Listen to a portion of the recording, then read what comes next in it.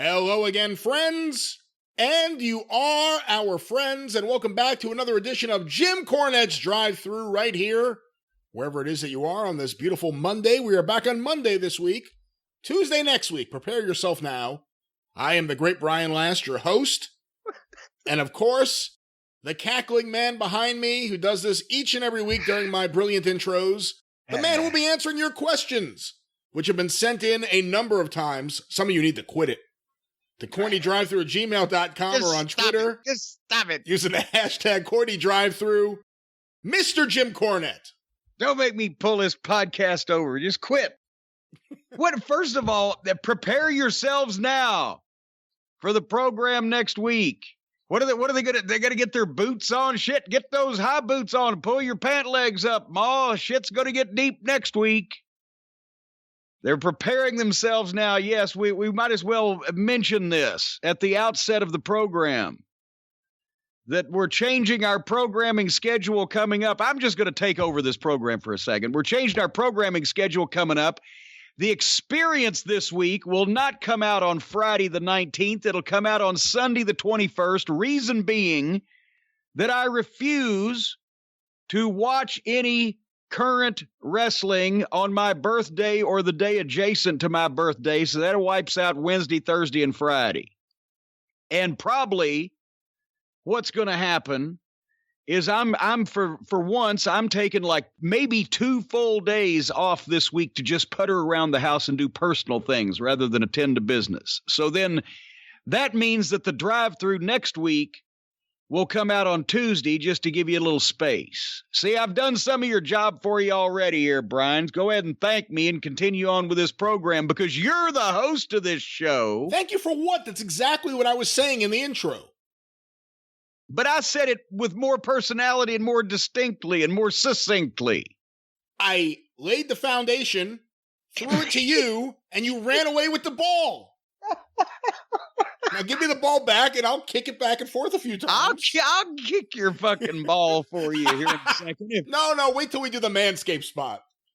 All right, well, that's true, because we'll wait for the ball segue. But no, here's what you've been doing. No, go ahead and come clean, Brian Last, from those liver lips of yours. Go ahead and come clean to the audience, the Cult of Cornette members out there. Normally on the experience, it's my show. I have to kind of run that show. I'm the one that's banging that dog and you're just holding its head. I direct the flow of things. I come up with topics. I think of things to talk about and you follow me along like the little sidekick. But this is your show. The Drive-Thru, you're the host of the show. I'm the star, of course, but you're the host of the show. And you pick the questions from the Cult of Cornette, and you direct the tone of that you welcome people and tell them that they're our friends. And you're the major domo around here on a drive-through side of things. And all day now you delayed our recording time because you just didn't feel too good. And then we get on the telephone and you're saying, well, I'm trying to find some good questions. You said you've got some things, right, Jim? You're trying to get me to do your business for you today here. Well, no, for the record. And for once, I was in a cheerful and compassionate mood, and it was like, yeah, I'll just go with the flow here. Let Brian run this whole thing. He's such a professional. He's always good. He's got the knowledge. He'll run this whole thing. It'll be a breeze. I'll sit back on cruise control today and do what I do. It'll be an easy day. And when I'm being expected to carry a load, to shoulder a burden, and I expected you to like them, that Bergam. Did I ever tell you that story? You did. That was okay. What was it? Nick Goulas? No, Coco Ware. Coco Ware. That's right. Buddy Landell, I'm going to like them your Bergam. See, go back in the YouTube clips if you want to know what we're talking about. But anyway, what do you have to say in response to what I've just said? Well, there are elements of the truth in what you just said. However, they be just elements. You said, I was in a good mood for once. For the record, this would have been twice. You were in a good mood this past week on The Experience. The name of the show was Jim is in a Good Mood. Well, that's true. Because you watched NXT and it was a good show. We'll see if they could have 2 in a row, which would be remarkable. No, I called you earlier to say, hey, can we push back a little bit? I'm a little beat down today, a little tired. And you said, oh, that's fine. I've got things for the show. Now it's become, I said, now, Jim, do you have things for the show? Can you please help me with the show? Elements of the truth. Please help me. I mentioned that I was just going to chime in with a few things today, if I could get permission, because it's your program. Would you like me to do some chiming here at the top of the show? This could put everybody else back in a good mood after they've listened to us bicker. And instead, they'll all be giggling like schoolgirls with shiny new vibrators over this. I don't know where you're going to go. However, permission granted. All right. Well, we asked here on the Experience this past week when we reviewed All Polite Wrestling and whatever Chris Jericho, chapter 17 of his midlife crisis, was he and his badass backup Bellator MMA fighter had a match with a meth head from a trailer park and his partner, the Swayback Sonny Kiss. And we mentioned in the process of talking about how rotten and awful it was that it was a shame that Jelly Nutella and Sonny Kiss do not have a tag team name, because that would complete the overall package and make them indeed replace the Ding Dongs at the pinnacle of the worst tag team ever in history. And we solicited members of the cult of Cornette to come up with some team names for Jelly and Sonny. Would you like to hear some of the team names that the cult of Cornette members, Brian, have submitted to help this great gimmick achieve its proper place on the top of the list of the all-time most rotten tag teams ever? I'm not sure if I do. I want to remind you in advance of this is a family program, so please be careful with what you say. And I will say, what of the Addams family? The listeners have gone a bit haywire with this because I was inundated on Twitter and especially in the emails with various submissions for. I don't see any submissions or emissions or any of the transmissions that contain any profanity. There's no profane language here. The cult of Cornette members are all high-class individuals, fine people that use their left and right turn indicators in their car. But they did submit some names, and I just thought we'd run down a few. And folks, if you like any of these, feel free to share them or do whatever you do with them. I don't know if we've got an official poll going or anything, a vote. It's just some of the options. If anything catches on, I'm sure we can pass it on to these boys so that they can complete their ensemble. Anyway, the first submission, Peanut, Butter, and Jelly. Oh, come on. That's so stupid. What is this? The next tag team name, Pretty Shitty. Pretty shitty. That's not bad. How about this? Too Cold Sodomy. No, that's awful. That's terrible. That's not even good. Like, what the fuck? That's not even funny. I don't know. That's not even funny. How about this? Ladies and gentlemen, the team Nut, Butter, and Jelly.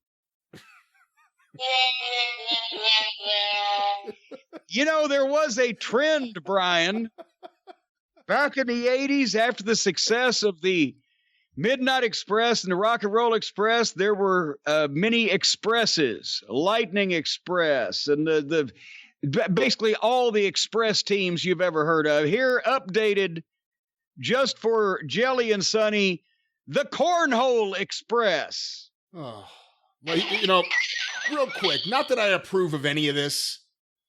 However, I'm looking through the drive-through emails right now looking for questions, and I ran into some submissions from someone named Vigo B. And on that last one, he had the Sit Down to Piss Express. The Shark Foundation. The Shark. Okay. Wait a minute. Hold on here. Wait a minute. Yeah, there. How about this one, ladies and gentlemen? Smucker Up and Kiss. That's not bad. That's actually not bad. That's pretty good. Gives you a chance to go to Smucker's to try to get a sponsorship deal. I think that's a good one. He could have the jar on the ass of his tights. There's plenty of room if he wanted to have a case. How about this, folks? The Unwatchables. That's good. That gets to the root of things. That's pretty good. But is it flamboyant enough, or do we want to go with the more flamboyant team name, Technicolor Yawn? That's actually fantastic. That is fantastic. Or we could go back down to more of a Disney team name type, the Forgotten Dwarves, Greasy and Cheesy. How about this? We're going back to the flamboyant side, but with a nod to Jelly's home life. Meth and Makeup. Meth and Makeup. I like that. That's pretty good. That's pretty good. I did see someone send in one.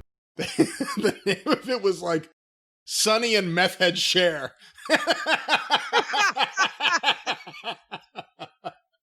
Oh, wait a minute.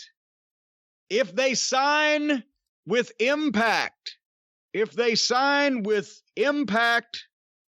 Bound for Glory Holes. Oh. Boo. Oh. Tasteless. I don't know. You get some kind of taste in your mouth in a place like that. How about this one, folks? Maybe they could be a brother team. The Talent Twins, Slim and None. Okay, that's sounds like Bobby Heenan came up with that one. Okay. Well, thank you very much. Ladies and gentlemen, here they are. Cirque de Soleil and some guy.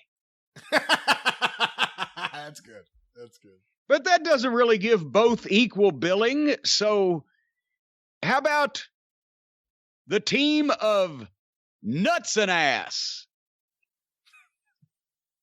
Well, he does have the stupid. He does have the T as well.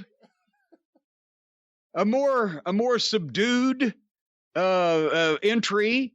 The team of That Time of the Month. I don't know what they were driving at there. That one's all right. Bring it back to both of them equal billing. Folks, here they are. Fancy and Flabby. Okay, I think that's, if they were in the WWE, I think that may be what they... Yeah, that probably wouldn't... no, this is actually their WWE Attitude Era name, folks. Finally, if they were a team in the WWF Attitude Era, the How Do These Guys Have a Job Squad. Ladies and gentlemen, there you have it, folks. I'm telling you, right there.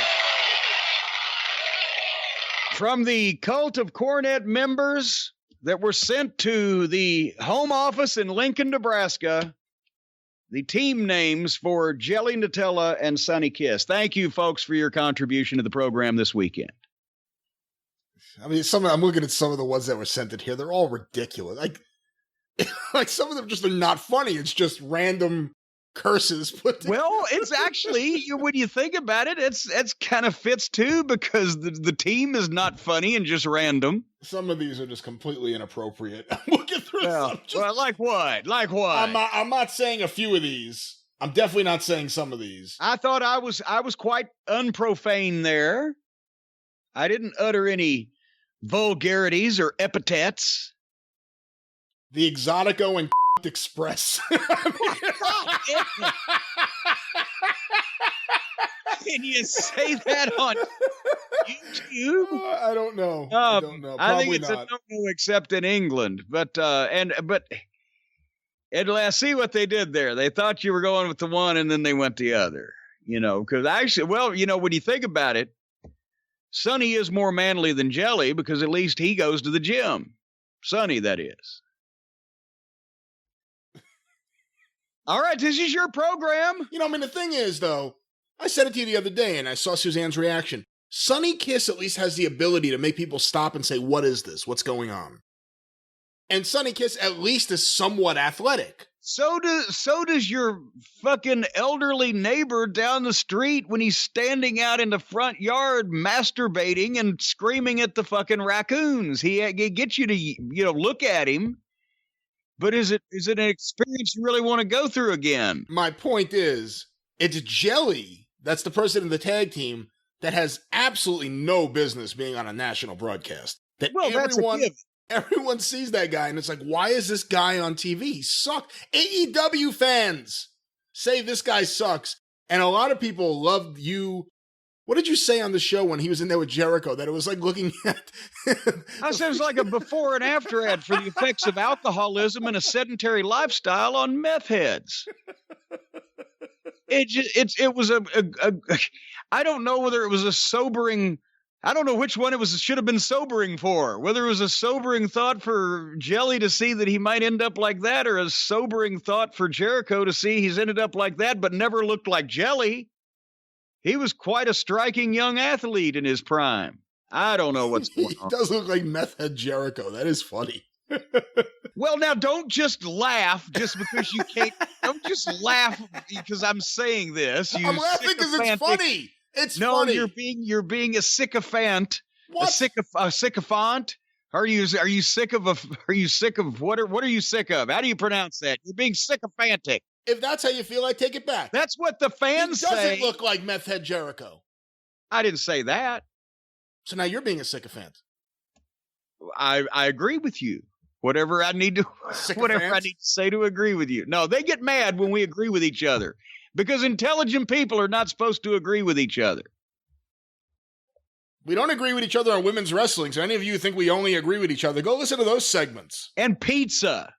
Right. And cheese, by the way, now that we're thinking about it.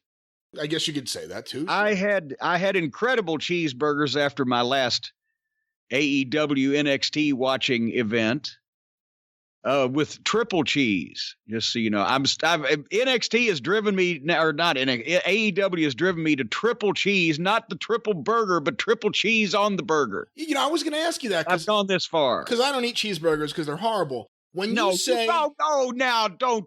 I will come, I'll find you. I'm right here. Well, I don't exactly know how to get to where here is. Right so here. I have to find you, but I will. Listen, when you say that you're going to eat a triple cheeseburger, that's what it is? It's 3 slices of cheese? Well, no, here's the thing. You've got to have at least 1 slice of cheese per patty. And because then elsewise you've thrown the fucking combination off. But I have been lately just going with 3 slices of cheese on top of the 1 fucking patty. Just to melt it on and be gooey and where I can just smear it on me and go, why did I watch that? Why did I watch that? Is that what you do? You smear it on yourself? Yeah, all over me. Oh, yes, it puts the lotion on the skin and then it gets the burger again. Do you put pickles on your burgers? Well, of course you do. Okay. I do. I don't know what you do. Well, I don't know why you bother even with a goddamn just a old slab of just bare meat. Well, if it's good meat and it's been cooked well and it's a nice juicy burger, and then you put some pickles on there, some ketchup, some coleslaw if you have some, that's perfection. No, ketchup, wait a minute. You'll put ketchup on a burger, but not cheese. The ketchup then dominates the taste. It's all you can taste. Ketchup is the last thing you want on a burger is ketchup.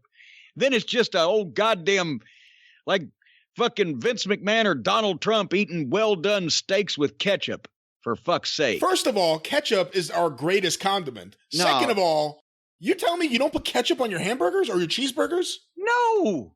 That's ridiculous. That's ridiculous. No, that's almost as bad as mustard. Mustard has a stronger taste, so when they fuck up at the drive-thru and put the mustard on, you have to throw the whole burger away. Sometimes you can wipe the ketchup off, but no, that's a horrible taste to put on your burger. The condiment for burgers is mayonnaise. You've got your mayonnaise. You've got your onions. You've got your dill pickles, the stacker dill pickles that go flat, right? Not the goddamn bread and butter shit tastes like crotch. Then you can add as much cheese as you want, whether it be American or cheddar. You can mix things up. And also you can put on the bacon. And also a great topping is a fried egg, because then you've got your breakfast burger.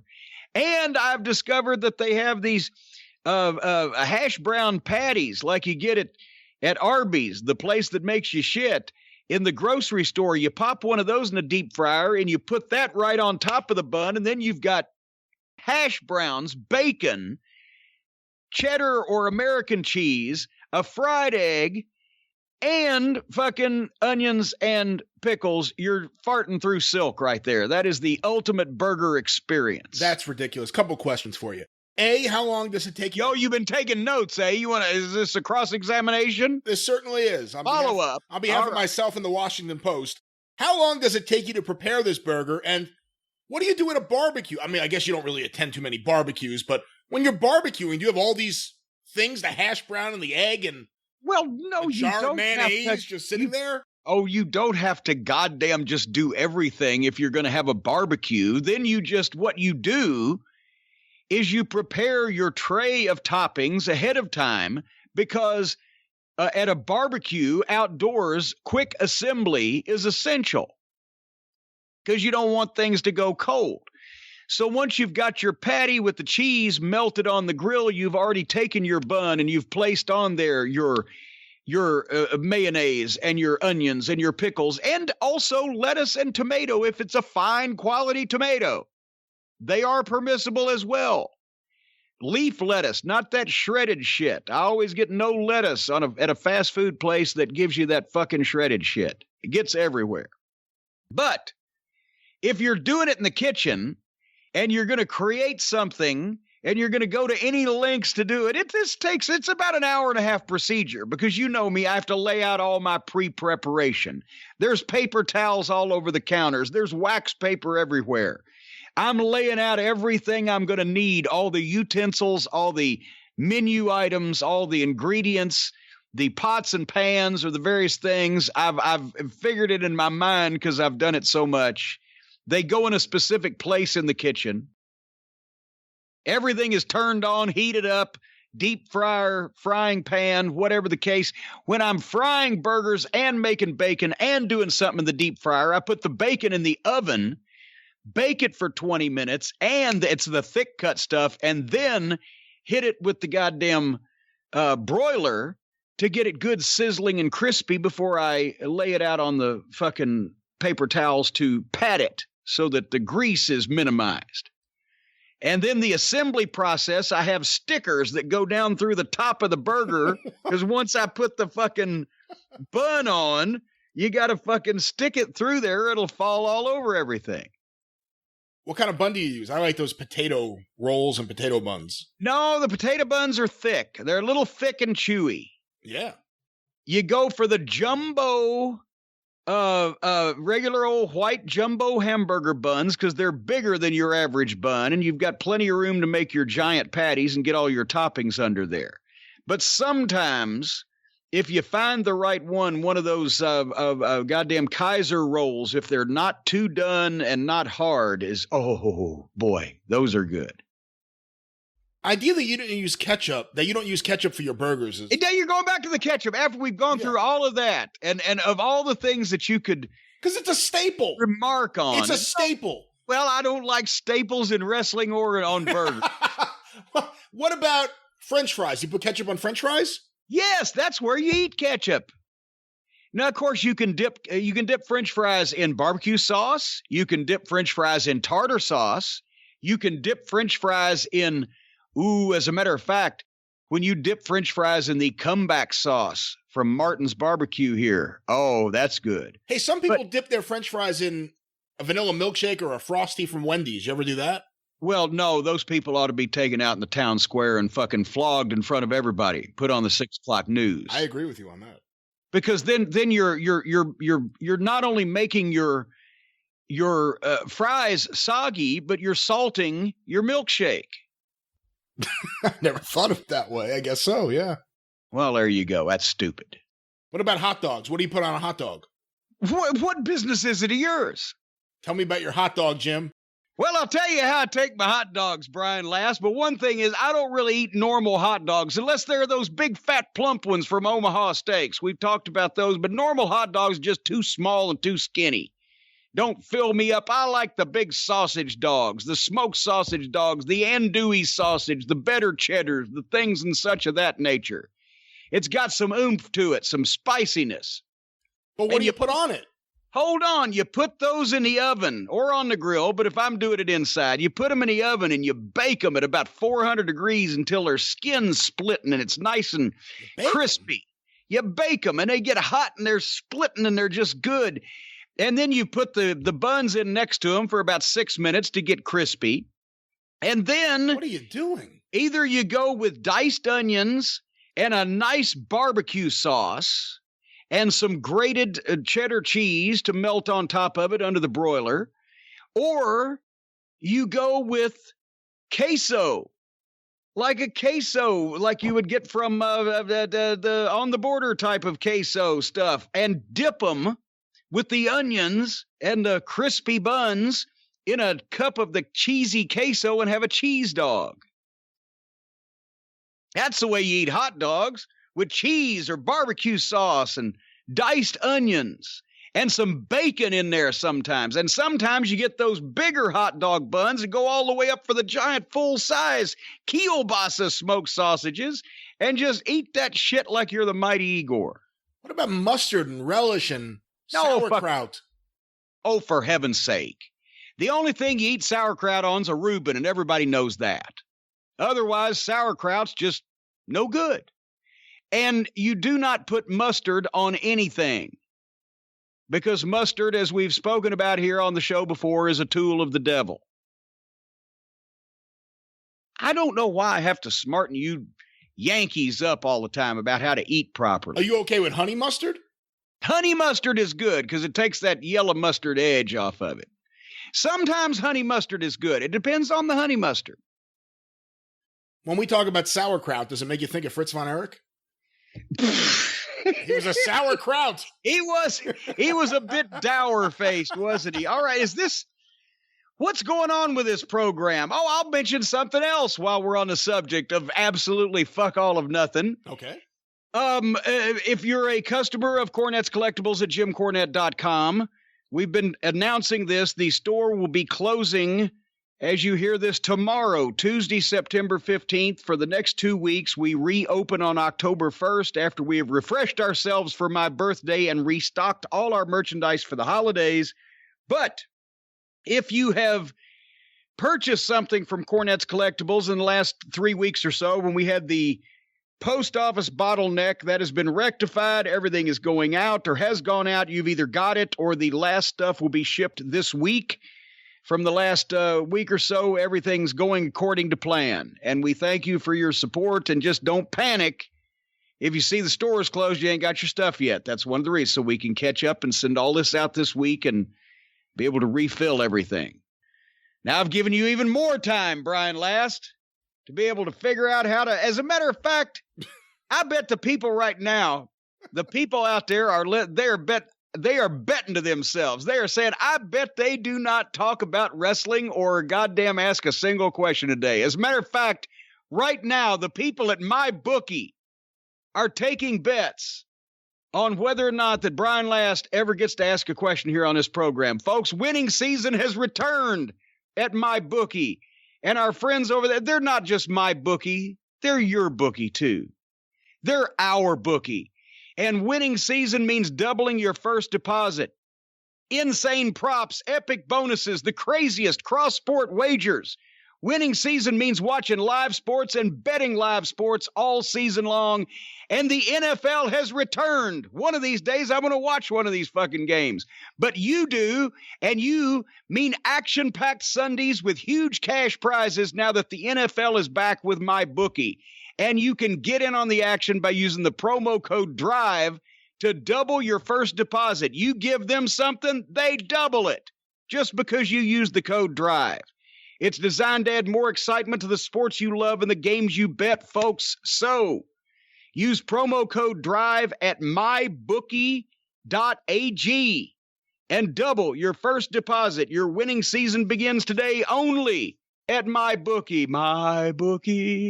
MyBookie will bet and win for me.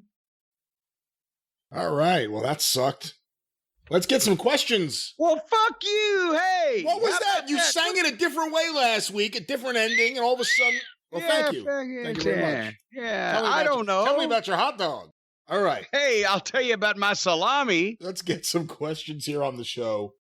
This first one. First time I heard that joke was when I hurt my knee. Not my left knee or my right knee, my wee knee. All right. You got something over there? Can you put down the longer joke book for a few minutes? Yeah, well, it's very valuable. This first question was sent to CornyDriveThru at gmail.com from Ryan McGrath. I just need to hear your thoughts on Jon Moxley being ranked number 1 on the PWI 500 this year. It's obviously ridiculous, and we all know your opinion. I just need to hear the words. Thank you, sir. Well, I have heard about this, and everybody was tweeting about it when it came out. It was like, well, what do you think about this? What do you think about this? Like that Sports Illustrated had suddenly proclaimed the fucking... It's a work, people. There is no criteria otherwise than the editors sit down, and I'm not exposing anybody's business here when I say this, because Bill Apter wrote a book, for heaven's sake. And it's been this way since the 1970s.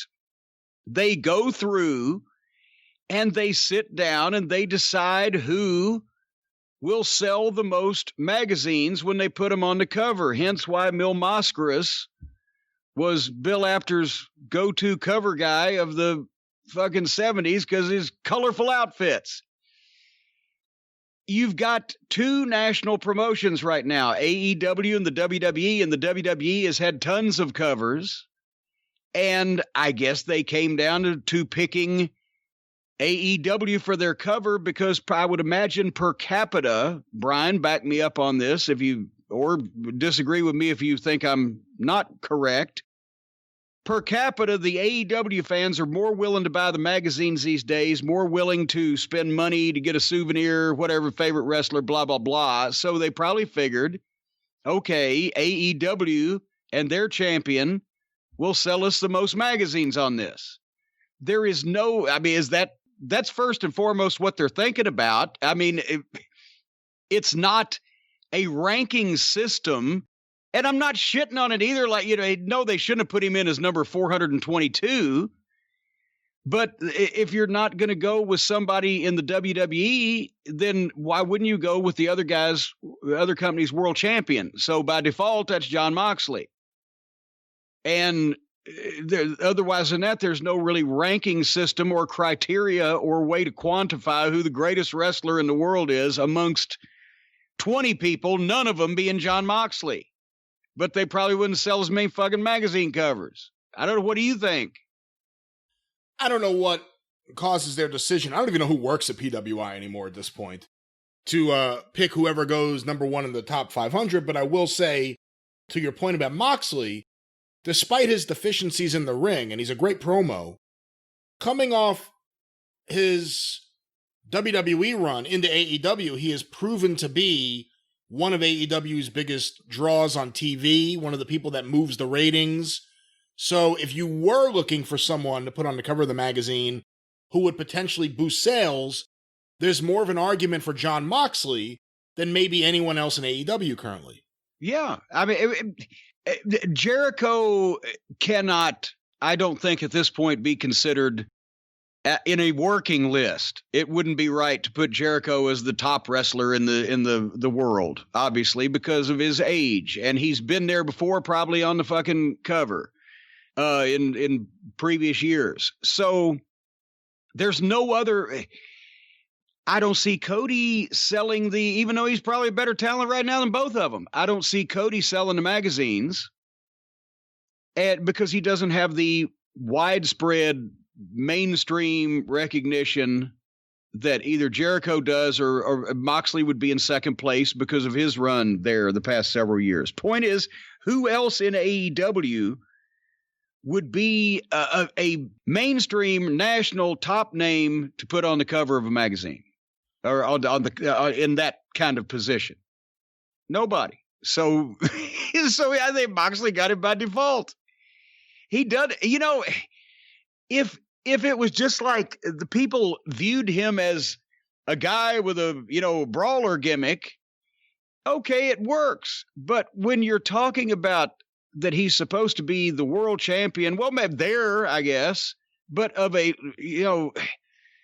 he's not a mega level fucking world champion, big company, Rock, Austin fucking talent. I'm sorry. So his interview's great. His matches don't make a lot of sense, and he does too much garbage stuff. He has a look, and there you go. It's not that he sucks. By their standards, he's very good. He's just not the fucking greatest wrestler in the world. It's a marketing gimmick with PWI, folks. I'm sorry. I don't mean to expose anybody's business. Taking out of the equation anyone involved with AEW who was kind of all linked to basically anyone who was working for Ring of Honor before all those guys decided to go with Tony Khan and have this company. Despite what you think of some of them, obviously they are big stars in AEW, in the AEW universe, the AEW world. Beyond like those kind of guys, who do you think has been the best hire amongst the talent in AEW? You think Moxley's the best guy considering the bang for the buck, what they've gotten out of him and how the audience has reacted to him? Do you think it's Jericho? Who do you think is the best outside hire so far in AEW? Well, I don't know, because I don't know how much he's paying these people. So, if you got a little bang for your buck, but you spent a lot of bucks, it may not have been worth it. Jericho at the start was a tremendous asset, I thought, and now I don't know what's in his mind, but he's just one of the boys at this point. Does he stand out now on that program as much as he used to, as someone a level above? No, certainly not a level above. He seems like he's trying to play at everyone else's level now. He's in the group rather than they are hanging around him. So he's kind of nullified himself with working with the fucking foolishness. Of outside hires, I mean, everybody else pretty much started with a thing. I'm a fan of MJF. They've got something with Archer if they could figure out that they need to fucking give him the push they're giving Boring Brody. Moxley, they probably gotten the most out of because people do know who he is. And right now he's their champion, and he's not nearly as bad as Olivier or the Bucks or whoever. He at least, even though he's got the thumbtack ultra violent mindset, he still can halfway work and knows somehow something at some level of what he ought to be doing from the time he spent in the WWE, even if he doesn't want to admit he learned shit there. He's ahead of everybody else. I'll say that for him. Well, let's stay on the topic real quick of wrestling magazines. This next question was sent to CornyDriveThru@gmail.com from JC in San Francisco. During my magazine buying days of the mid to late 1980s, I bought a few copies of Wrestling Eye because it looked so different than the aftermags. Unfortunately, it wasn't very well written or designed, and the ads were done on a budget, to put it nicely. Years later, I came across message boards praising it for being ahead of its time for breaking kayfabe. Do you have any memories or stories of Wrestling Eye magazine or other non-after magazines of the era? And how were they looked at from inside the business? Oh, God. You remember, Brian, well, you might not remember from the first time around, but from your collecting exploits, from about 85 until about, 92 or 3 wrestling magazines on the newsstand, in the stores just blew up. And there were dozens and dozens of titles, and all kinds of different publishers got involved. And because it was hot. And some of them were good magazines that used the recognized photographers, especially the magazines that Bill Apter was the editor of at the London Publishing stuff, or George Napolitano's magazines. Starlog Press, I think, was the publisher, right? That did George's stuff. And there were some other things, but there were also some low budget.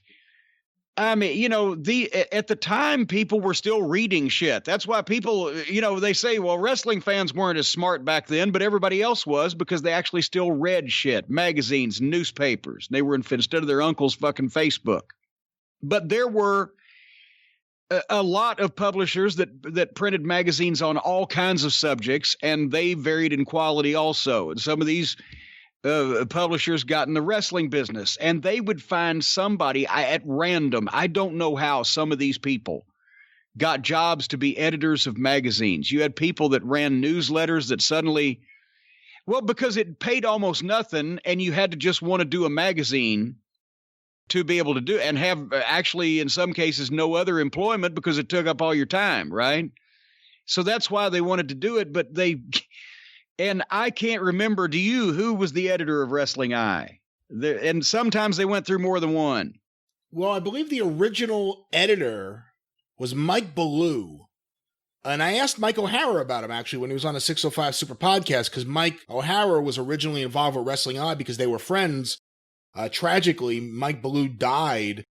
Him and Mike O'Hara were out one night, and he was taking a taxi cab to his house, and instead he decided to take a taxi cab to his car. And he got into a car accident after a night of drinking, and he died. But if you remember, Wrestling Eye, and then it became Carmine, or I guess maybe I should say Hubie Marks, I think was his kayfabe name.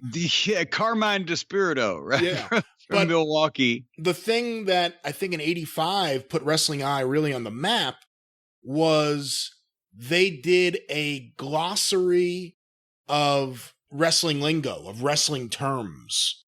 And put that in a newsstand magazine. I mean, at the time, there have been examples of magazines that told you a little more than the Apter mags, for instance. Or I hate to call them that nowadays. People recognize it's the Stanley Weston magazines.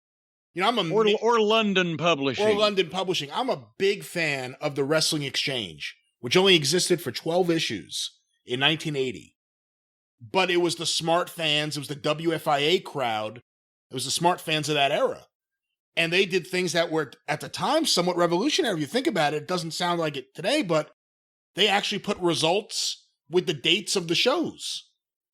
If you looked at and a lot of times the territories didn't want that out because you would see, a week before they were in my town doing the same thing, shit, they did it there. Right. And you look at so many of those bulletins, they're underground, I guess we could say, the underground bulletins of the 60s and 70s, Burt Ray and Ron Dobratz and Norm Keitzer, before he was doing the magazines, was doing a bulletin. The big draw of those was results with dates. Like, that was the big draw, so people can keep results and keep records of these things. But Wrestling Eye, once they started using the inside lingo, and then Mike O'Hara did a series of magazines. New Wave Wrestling is probably his most memorable. I remember that one, too.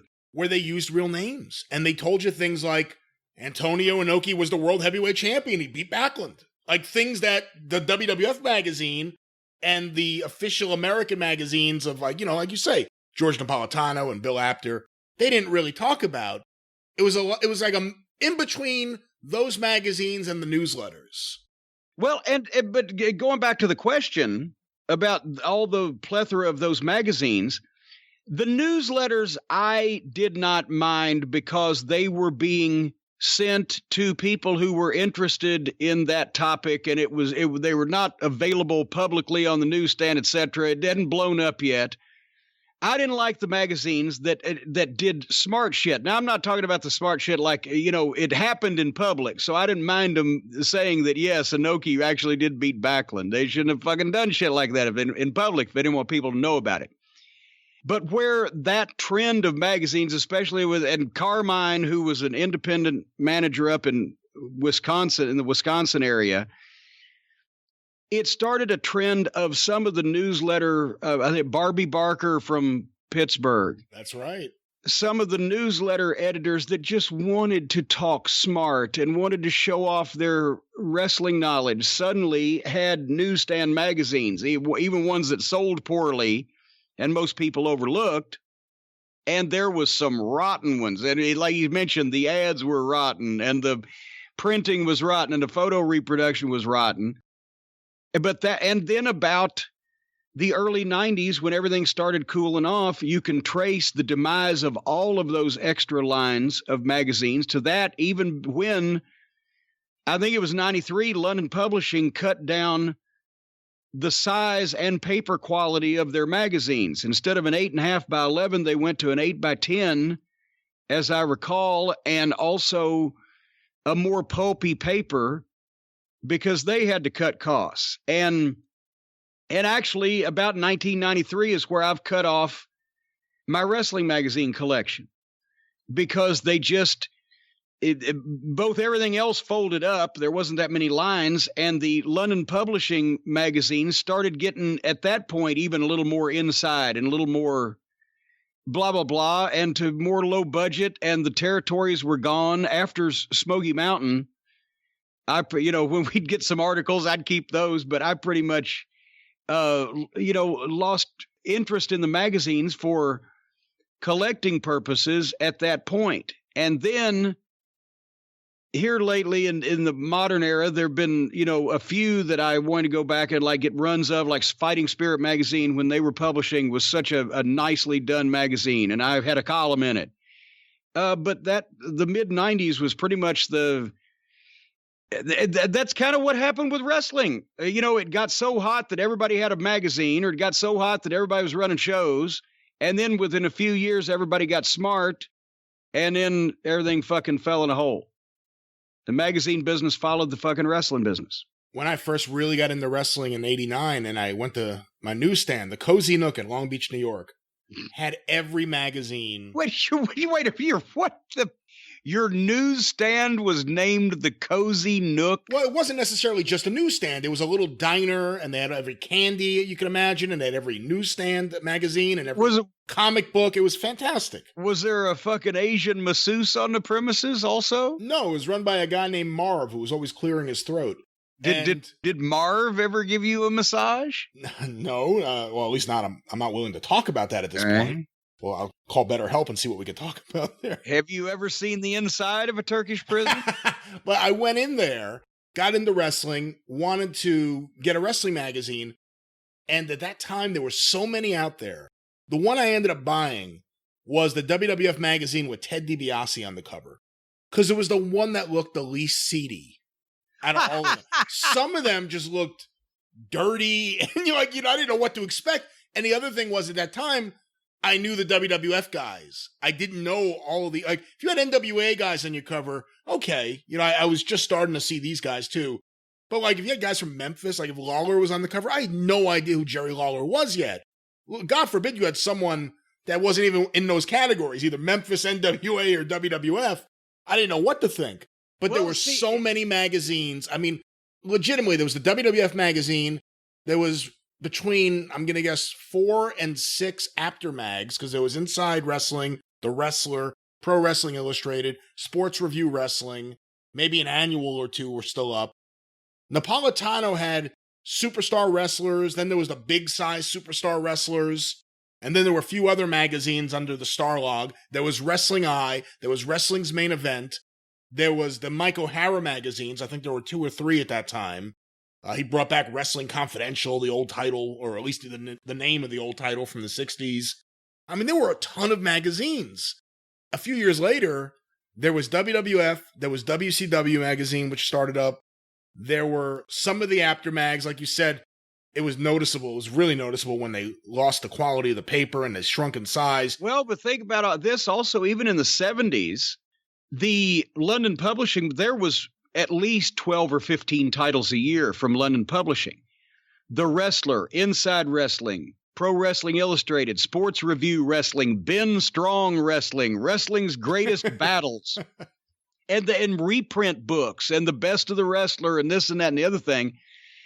And it was a self-fulfilling prophecy as to where the magazine sold. They went with WWF talent from the start because that was the Northeast Territory. They're based in New York. New York's biggest city in the country. They sell tons of magazines in New York and Philadelphia and Boston and Baltimore, etc., right? So those guys are covered. And therefore, in a lot of the other parts of the country where they never saw the WWF talent because they either didn't get booked in those territories, some of it didn't translate. They're wondering, like, you know, if these guys are so great, why don't they come here, right? And there would be territories where the magazines wouldn't sell because they couldn't feature guys from every area. After also, like I said, liked Mascaras, which took care of him a lot of times in Texas and California. And he always, Chicago and the Midwest, you had to have Gagne, Bockwinkel, Stevens, Bruiser, Crusher. And they're pretty much national stars anyway. The reason why the Wrestling News magazine fit such a niche is because there were so many NWA territories down south, you couldn't feature all of them, but that's one of the reasons why they didn't sell as many magazines in Georgia or the Carolinas or Tennessee or even Texas until the Von Erichs came along and they were so photogenic. If you didn't feature the guys in your local territory, they weren't going to buy the magazines. And the reason how I found my first wrestling magazine was by that principle. I was in a used bookstore downtown in Louisville searching for comic books. I didn't know there was such a thing as wrestling magazines. And there was this was probably early 1973. There was a back issue from 1972, a big book of wrestling. And back then, especially in the 70s, all the covers, the guys were bloody messes. Especially Bobby Heenan or Jimmy Valiant or whatever, the gory, bloody, oh my God, almost like a Bob Luce poster, kill breed, hate ape, gory. But they loved the bloody shots, right? Superstar Billy Graham and Dusty Rhodes chewing on each other, whatever. Well, in this case, Heenan was all over. Heenan was everywhere, right? But this case, the reason why this magazine was here in Louisville at the used magazine store, there was a picture of Jackie Fargo. There was a reprint from a mid-60s article, Jackie Fargo and Mario Milano against Tojo Yamamoto and one of his Japanese partners at the time. But there's Jackie Fargo bleeding from the mouth on the cover and being choked and everything. Oh, shit, that's why somebody had bought it, because Fargo, that's the only person they knew on the magazine cover. But anyway, and then I'm reading that, and then I didn't get that it was a reprint because I'm like, what the fuck? I'm still figuring this out. I'm like, why? Tojo was once mad at Jackie Fargo because now Tojo's a babyface. But anyway, point is that made me look for wrestling magazines. And then once you started looking, they were fucking everywhere. So yeah, but in the 70s, like you said, CD covers in the 70s, the fucking covers that sold were the bloody covers. And then also when Stanley Weston got the idea to do the apartment house wrestling, and poor old Bill Apter, I could see his red face every time they went to print with one of those, which was just stupid and hokey and goofy. But they sold magazines because it was women in bikinis on the cover of a wrestling magazine that in those days, the girls may have gone to the matches and bought the pictures of the fabulous ones or whatever, but they weren't buying a lot of the wrestling magazines. That was the guys that were buying bloody pictures of fucking Bobby Heenan. Wrestling Monthly, which was really awesome when it first came out. Yes. And then Wrestling Monthly and Wrestling Review were both sold to, I forget the name of the company, in like Montreal. And the quality went downhill fast, but eventually they were just featuring random girls on the cover. I don't even know if they were wrestlers. It was just like, here's a girl in a bikini on the cover. Yeah. Yes, that 73, 74, 75, it was a French Canadian company. And so they either covered the Grand Prix War, and when that went away in Montreal, then like you said, they just started random girls on the cover here. Swimsuits. What's your favorite old wrestling publication or publication line? What's your favorite old magazine? Depending on, I like the Wrestling Illustrateds from 1965-66. That run there, they were ahead of their time with the printing and etc. and the fold out color poster.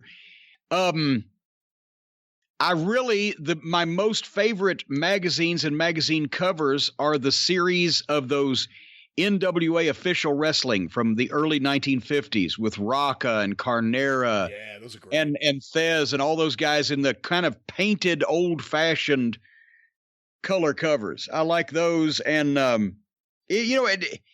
it just also the 70s Japanese magazines when you actually could tell everybody apart.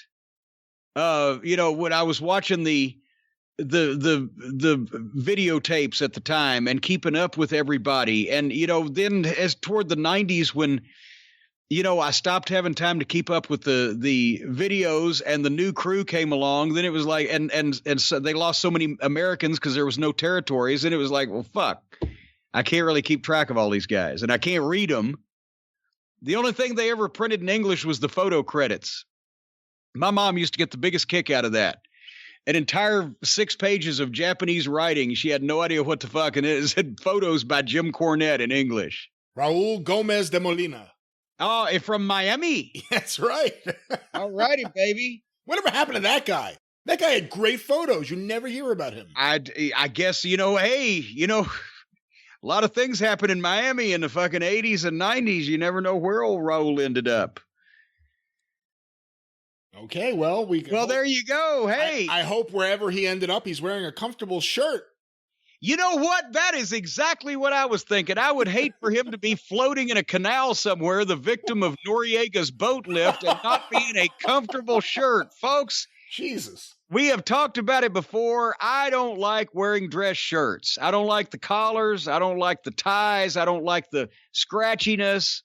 I do it very little these days because I never leave the house. But if you still have to leave the house and you hate wearing dress shirts, our friends at Buttercloth have designed a men's dress shirt that's actually comfortable. This guy basically has invented his own fabric. It's so revolutionary that the guy from Shark Tank invested $250,000 in this, and it feels like you're wearing a T-shirt. It's not stiff. It's not scratchy. They describe it as a profoundly soft fabric. I don't know how they've done this. Blend of long fiber cotton, unique manufacturing process, 6-way stretch. It's not tight. It's not scratchy. It's not stiff. It feels like a puppy's belly. As a matter of fact, every once in a while, you might just want to just feel this and it'll calm you down. Anyway, the patented process infuses cotton with organic mint fibers and features the natural cooling effect of mint. So you look good and stay cool even in the summertime. They're breathable, long sleeve, short sleeve, regular and tall, whether you're 6'6", whether you're portly or stout, whatever the case, they've got a range of sizes. And if you go right now to Buttercloth, Butter, soft as butter, buttercloth.com/JCE, you'll get 20% off your first full price order.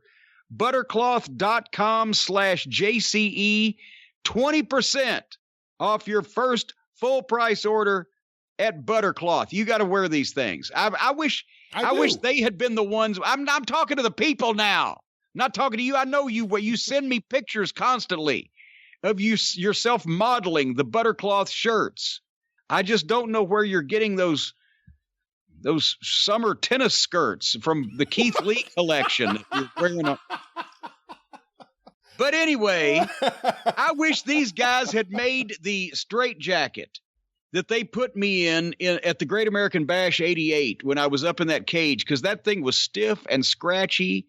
And when I had my hands tied down, I couldn't scratch my nose and I couldn't scratch my armpits. I couldn't scratch my balls. Well, you wouldn't need to scratch if your straitjacket was made by Buttercloth. They need to get on that.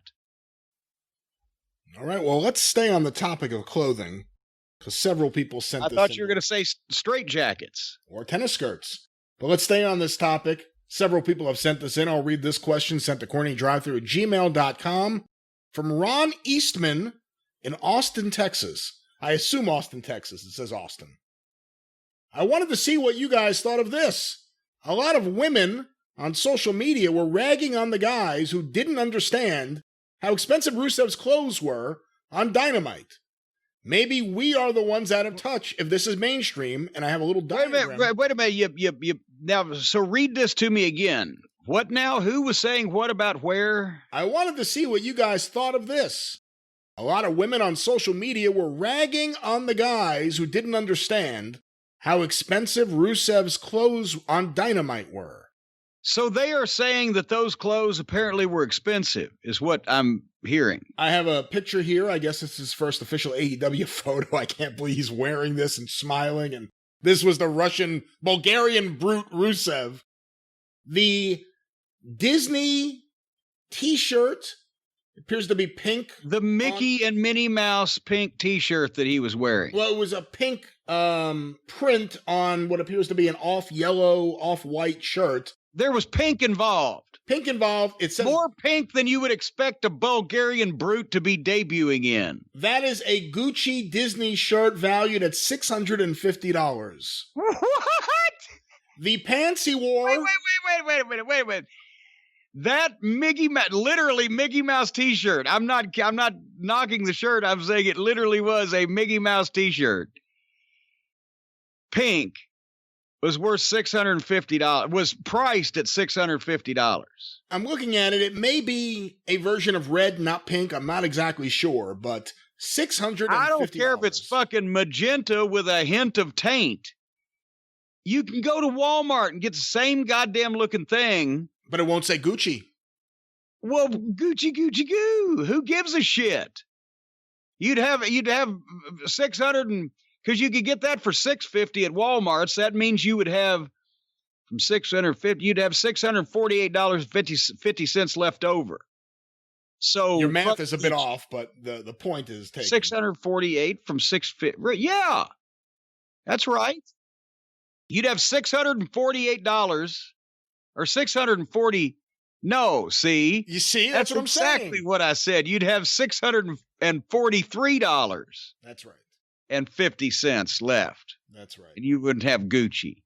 Well, so a $650 shirt.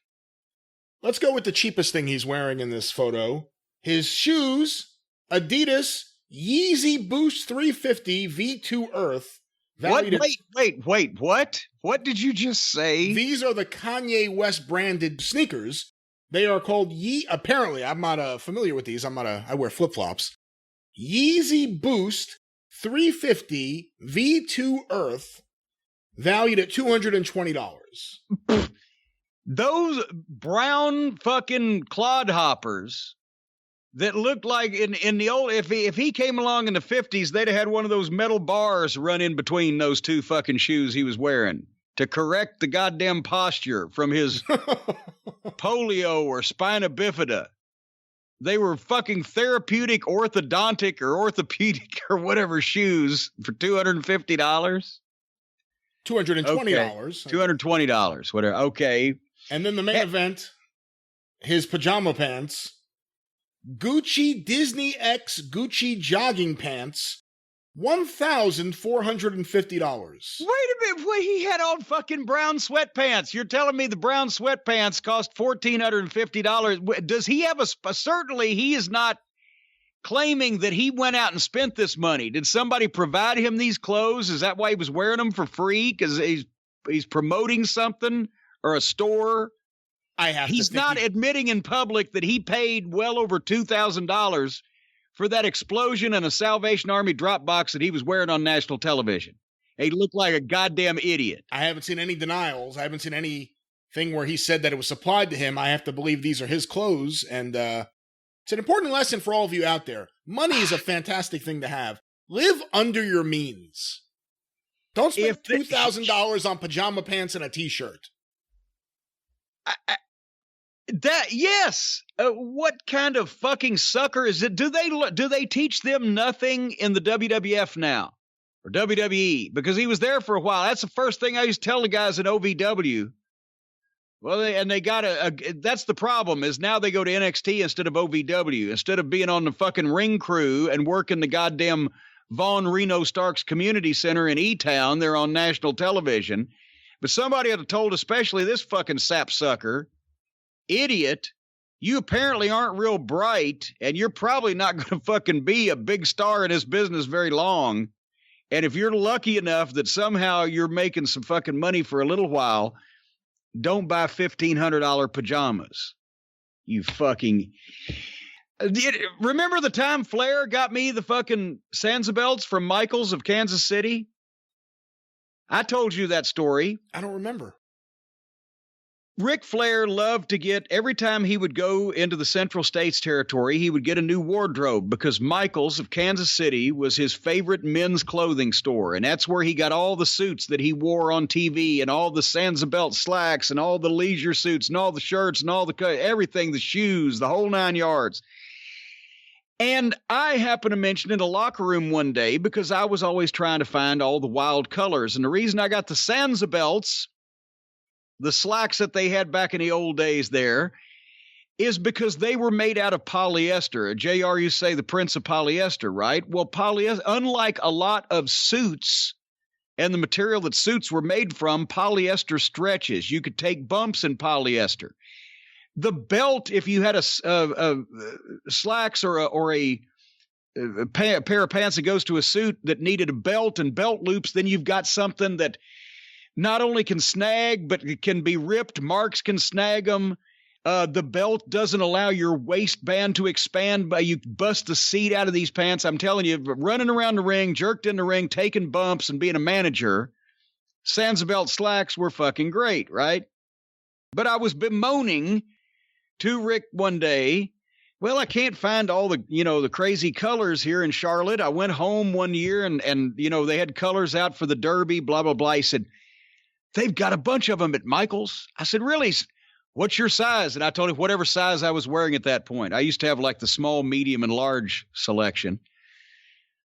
I gave him the size. He said, I'll call Michael's and have him send you. So give me your address. I gave him the address. He said, they'll just send you the bill. I said, okay. I'm thinking, well, he's going to get me fixed up with like, a dozen pair of pants. This will be great, right? The box fucking arrived. Michaels of Kansas City carried 38 different fucking kinds and shades of Sansa belt slacks, and they sent me one of it. Cost me almost $3,000 back in the 80s. I had a hemorrhage. I think to that point, never spent that much money collectively in total. This was 1986. I'd been in the business 4 years. I hadn't spent that much money on my clothes total at that point in time. And it took me forever to wear through them. I finally did, but never let Ric Flair do your clothes shopping for you. Did you say anything to Flair? Thank you. What am I going to say? Then if I'd have said, Rick, they sent me 30, what are you, a cheapskate? Because we're making fucking $200,000 working for fucking Crockett. I'm going to get mad at a fucking $3,000 bill for pants. And then he'd said, write it off. But he would have said, write it off. Thing is, it's a write-off. Thing is, I was actually paying my taxes at that point. Can you imagine taking financial advice from Ric Flair? Well, there you go. See, the sartorial advice I took, but I just didn't bother to clarify the financial parameters of same. Is it true Vince McMahon bought his suits from the Spike Jones estate? Do you mean Spike Jones and his City Slickers, or is Spike Jones the modern movie director? No, Spike Jones and his City Slickers. I wish I had the cowbell, so we could move that right along with the cowbell sign. It's like 30 or 40 listeners who understand who I'm talking about. You have way overestimated that. There's about 15, and some of them are on a fucking ventilator because they're of aged description. You know what? What? Well, I'll tell you what. Thank you for answering that. If you understood Brian last reference, you need some fucking help. But if you have other problems, serious problems, or problems with issues that you need to talk to somebody about, then you don't need to talk to either one of us. That's obvious. Neither me nor Brian. You need to talk to the folks at BetterHelp. We've been talking about our friends there for some time now, and we've read the statements and the emails from some of our listeners where this has helped them in a major way, whether they've experienced a loss or they're being isolated because of the pandemic, or just, even beforehand, they lived in a rural area or didn't have a therapist easily accessible that they could talk to in person, and now you don't want to go anywhere in person. The folks at BetterHelp assess your needs and match you with your own licensed professional therapist. And it's basically you can start communicating either by phone or by video calls in under 48 hours. They've got folks with a broad range of expertise available, which may not, as we said, be locally available in many areas or especially in yours. It's worldwide because this is the internet, and you can log into your account anytime, send a message to your counselor.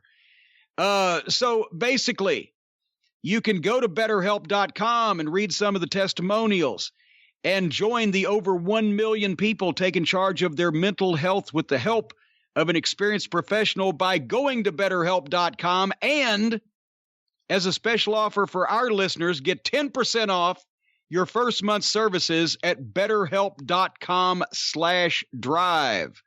Just remember to / and drive at BetterHelp.com. And I kid about it, but we've had a number of people write in, and we've read some of them on the air, that, you know, especially this year, with all the other shit going on, the world's in flames, the West Coast's in flames, the East Coast is often underwater. We know who's in the White House, and there's a global plague. So if I didn't have Brian Last to talk to, I don't know what I'd do. And this is going so well. Well, I was about to say, talking to you is probably why I'm doing some of the things I'm doing. Anyway, folks, go to BetterHelp.com/drive, 10% off your first month. That's the way to do it. All right. Well, let's get another question here. Continuing on the topic of Miro, or the former Rusev, in AEW, this next question was sent to CornyDriveThru at gmail.com from Charlie. Why didn't they call him Miro the Hero? He could have come out and, here I come to save this, since he likes mice. Here I come to save the day, and he could have Mighty Mouse instead of Mickey Mouse on his shirt, because who'd Mickey Mouse ever beat? Mighty Mouse? Now that's something else. It's off-brand. You can't have Mickey and Mighty at the same time. Well, fuck. All right, how about Underdog?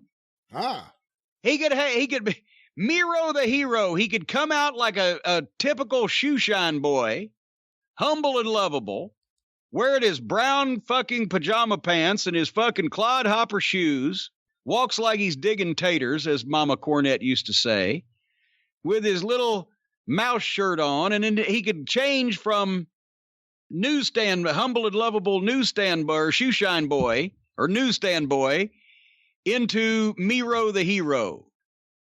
When criminals in this world appear and break the laws that they should fear and frighten those who see and hear, the cry goes out from far and near for Miro! Miro! Can you imagine this guy was, until the WWE ruined him, he was a great badass wrestler, had a great look, had a great personality. Now he's like a millennial couch dweller. I play my video games on Twitch, and here's my Mickey Mouse shirt. In what way is this a good idea? That's what I'm saying. I've heard, and somebody actually tweeted, well, he's been wrestling in the WWE for 5 years. Have you not seen him? We didn't watch the WWE for most of those 5 years, and he was not on programs we were watching, and that's how I haven't seen him, right? Have you say that he was a pretty impressive guy and could throw people around like sacks of shit and everything, and I'm looking at some fucking bleached blonde fucking pajama wearing couch potato with a smile that's coming out to be the best man at a job guy's wedding. So I don't know why anybody expects us to care like he's important. Well, here's our next question about Miro the Hero from Charlie in Starkville, Mississippi. All right. Hi, Jim. Happy birthday, Charlie. Is it Charlie's birthday? It is here somewhere around this point in time. How do you know that? I don't know that. I've got ways of Are you Charlie from Starkville, Mississippi? I am not, nor have I ever been. Charlie from Starkville, Mississippi. Hi, Jim. Chris Jericho recently said the WWE is going to regret letting Miro go, and that he also wrote the glass ceiling part of Miro's promo for his debut on Dynamite. Oh, good God. What are your thoughts on Jericho's take on Miro and the fact that he is working with other talent on their promos? Well, You know, the guy has been talking for 20 years on television, so he should work with guys on their promos. But if that's an example of it, I'm once again conflicted. Because why? If this guy was, and he was presented as somewhat of a main event guy, or at least a used, pushed guy in the WWE as well, right? For a while there, yes. For a while there. Okay, well, he's got something in a background to him. Why can he not come out as a fucking Russian fucking badass, whether meant to be a babyface or a heel? It's not like he's not doing a fake accent. He has an accent. Make him a fucking badass. He's a big fucking ass kicker. Don't send him out bleached like a fucking Q-tip in clown pants and cruel shoes and a fucking Mickey Mouse and Minnie was on there too. And don't have him talk about how now that he was held down at his former place of employment. A guy like that, if somebody tried to hold him down, should have gone to fucking prison for goddamn manslaughter for choking the life out of the fucking guy. Don't tell people that somebody held this guy down. Say, if anything, say he was so violent, so brutal, so uncontrollable, so against everybody's wishes in the WWE, they were scared to put him in the fucking ring. They were scared he was going to hurt people because he wouldn't do what he was told. He wouldn't roll over and play dead. Now this fucking guy's loose here. What the fuck's going to happen? Try to create some kind of interest in this guy instead of some schmo that you want to sit down and play a fucking video game with. Every time I hear, oh, I'm so lucky to be here because now they'll let me because I was held down before. Well, that just means that you're a putz and you allow yourself to be held down and you're not talented enough to emerge from being held down without fucking changing the goddamn location and fucking going through all this bullshit. It's negatives on top of a negative. If you're doing promos about glass ceilings and imaginary brass rings that don't exist in the previous place you work, who are you doing your promo for? You're doing the promo for the fucking guy that runs the company that you just left to say, now look, they'll let me talk on TV. And he's laughing because who gives a shit? Because he didn't want you to begin with. For fuck's sake. Get a second chance to make a first impression, and the first thing you do is remind people that you used to be a schlub somewhere else. He could have changed his look a little bit. I get he was heavier, right, in the WWF. He's lost weight. He's trimmed down. Well, originally he was heavier. I'm not saying like overweight, but he was a big stocky guy. Yeah. And in the last couple of years, I mean, the last time we watched Raw, you don't even remember. I mean, that's what an impact he made on you. The last time we watched Raw that he was on it was the first time I had seen him in a while, and he had lost a ton of weight.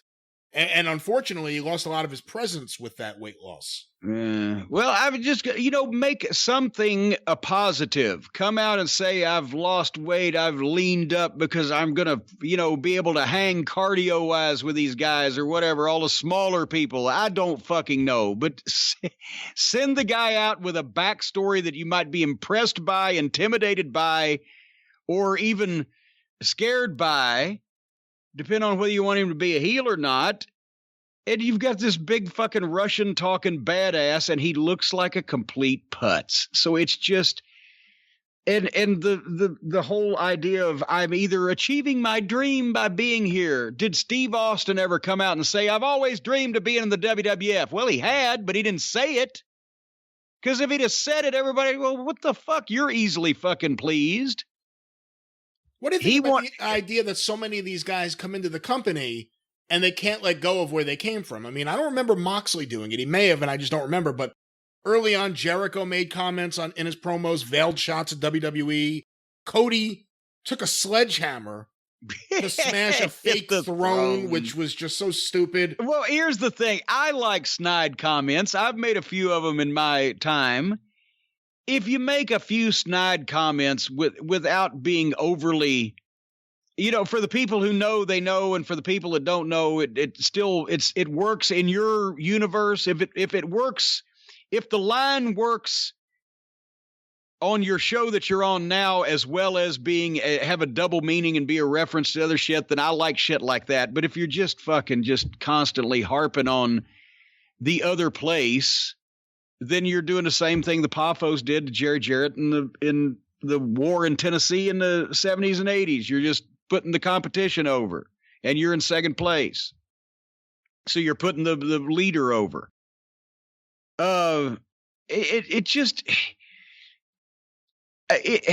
we at a point where everybody in the world wants to see a bunch of people obviously just happy to be there and willing to put up with any kind of bullshit to be there, as instead of the fucking rogues and the wild, uncontrollable wrestling stars of years gone by that didn't give a fuck whether they got kicked out of the promotion? Go ahead, kick me out. I'm going to do what I want. Those were the guys that were off the chain, that out of control, that you looked up to. Now it's just a bunch of fucking circus performers doing their goddamn trapeze shit. And if the boss gets mad at him, he'll fire them, and then they'll be destitute and they'll starve to death. How are these guys supposedly professional athletes, but they're constantly 2 weeks from their family being out in the street every time the authority figure threatens their job? And they missed a great example or a great opportunity to make somebody the biggest babyface since Steve Austin, when Stephanie was on the show doing the whole thing where she'd talk down to the guys and fucking emasculate them and tell them what to do and give them ultimatums. And if you don't do it, you're going to like it. If one of the guys, he'd got fired, but if he'd have just hauled off on Live Raw and in a working way slapped the complete piss out of Stephanie McMahon, he'd have been the biggest star in the fucking business at one point there, because she was doing it all the time. Well, it wasn't a slap to Stephanie McMahon, but something did happen similar to that, and the person got in a lot of trouble. Yeah, Dusty put his hand out. Dusty Rhodes. Shut up. Yeah. Which was the best thing Cody ever did in the WWE, the stuff where it was him and Dustin with Dusty, and Dusty was great, and then, he got muted because he dared do the right thing in the ring. At that moment, the place popped for it. He knew how to read the room. Stephanie didn't like it. But that's what I'm saying. He didn't want to get fired and go be the biggest star in the world somewhere else. Dusty was already doing the NXT. They just took him off TV. But I'm saying that, yes, the guy would have been immediately fired and he would have been the biggest star in wrestling to go anywhere else in the world. He just slapped Stephanie McMahon so hard she fucking sat down on her ass and cried. That would have made the biggest babyface in wrestling at one point, because you can't have... Guys don't get over when the fans think that the promotion is able to tell them what to do and they are going to tuck their tail. Whether it's the baby faces or the heels. The heels always got heat because the promotion would fine them or threaten to suspend them or discipline them in some way, but they'd do something. They'd pay the fine, and they'd whatever. The heat went on the heel. Ultimately, the promotions were always babyface, so they didn't have to order the babyfaces to do anything they didn't want to do or that were out of character. However, that's why it meant so much when the babyface was out of control and coming after the heel, and the promoter was trying to, or the promotion was trying to, no, you can't, someone will be hurt, whatever. That added more to it. But the babyface was going to be he was going to by hook or by crook, one way or another. No matter what you say, I'm going to get even with this fucking guy. Ultimately, the main event guys were uncontrollable, and they were not behooving to the promotion. Well, Lawler used to get tremendous heat because they worked it exactly opposite. When Jerry Jarrett started his own company and Lawler switched heel in 79, now Lawler is the heel. Nobody knew he was, part of the office, right? But Lawler's the heel. Jerry Jarrett's the promoter. And it was a constant weekly thing where Lawler was threatening to leave and go somewhere else and put Jerry Jarrett out of business. And Jerry Jarrett was admitting, yes, Jerry Lawler is my biggest gate attraction. He's just so goddamn hard to control. And, they got heat by making the promoter the babyface and almost at the mercy of this big star prick that held them all over a barrel. And so then the promoter would try to bring a babyface in that could fucking right the ship and get even. Then all the logic was right there in your perfect world. Everything made sense. But the way they do it now is completely the opposite. The promoters are assholes and crooks and the bad guys, but all the wrestlers do exactly what they're told and can't say no or their fucking families will be out in the street. It used to be the wrestlers were stars and the promoters had to pay them the money they wanted. And if they paid enough money to these wrestlers, they got the big matches. Elsewise, the wrestlers would go somewhere else and wrestle for another promoter that would pay them more money. Now they're goddamn indentured servants on the television. None of it makes sense. Well, Jim, we got a couple questions in regards to star ratings that have been sent into the show. This first one was sent to CornyDriveThru@gmail.com from Ed. I would like to know what you thought of the Hogan versus Rock match from WrestleMania 18. I don't think there has been a comparable atmosphere for any match since, and as someone who wasn't alive during Hulkamania, it really showcased how Hogan had become such a huge star. I was thinking about this match because Meltzer gave it 3 stars, but he just gave the Young Bucks versus Jurassic Express from All Out 4.25 stars. So Hogan versus The Rock. Well, first of all, do you know where I was when that match took place? In Louisville, I would assume. No, I was in Toronto across the street at the hotel. Really? Because here's what happened. We had to go up to Toronto for WrestleMania weekend. Me and Danny Davis didn't go that year. Danny went to Houston also. Danny hated to leave town even worse than me. But we had developmental meetings and etc. And everybody was invited up to WrestleMania. And Stacy hadn't been to Toronto. So we go to Toronto. That was before they started checking my driver's license. Anyway, we had been there. We get there at, I think 1:00. They said, gather at the hotel and we'll take all the guests over. And we're guests and everything. What they did was they took us over there and they put us in one of the sky boxes in the Sky Dome.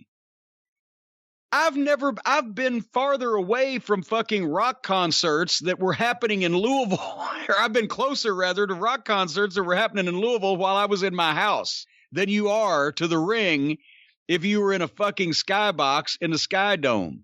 And it was with, it was family and guests and they had the nibbles and everything, but I'm sitting there and it was a fairly long show and we're watching the show from the fucking box in the Sky Dome. And I say, we could go across and back to the hotel and get some room service because I'm starving and all they had was nibbles. And so we left early. The previous year I was on the show and we were sitting in the locker room where a bunch of the fucking, guys in the gimmick battle royal had been, and we were watching the monitor. That was okay. And we can talk to the boys. But I couldn't be myself around everybody's wife and aunt and family guests. And it was thrilling neither one of us to watch the fucking matches from 250 yards away. So we bailed early. So I never actually saw that match. Not even after the fact on video? No, I didn't really give a shit. Wow, it really is quite the match. It's a spectacle. It's amazing. It's a spectacle. And see, that's the point. The point is, even Dave in those days, and I can't remember what he gave Hogan and Warrior, which was obviously abysmal, but it was okay. It was one of the best Warrior matches ever. Well, yeah, but I mean, still. And Hogan and Andre, I think, what was that? Was that 3 stars because of the Hogan and Andre? Originally, I think it was like -4 stars or something, or -4 stars or whatever. The point is, Dave used to somewhat reward spectacles, but still keep it in perspective. Yes, Hogan and Rock was a spectacle with the incredible atmosphere, and it's Toronto, so it's Hogan, probably in North America, his best city, and it's the fucking Rock at his hottest. And they had a much better match than Hogan and Warrior or Hogan and fucking Andre because The Rock was involved in it. But, you know, I mean, I don't know which way to look at it. Do you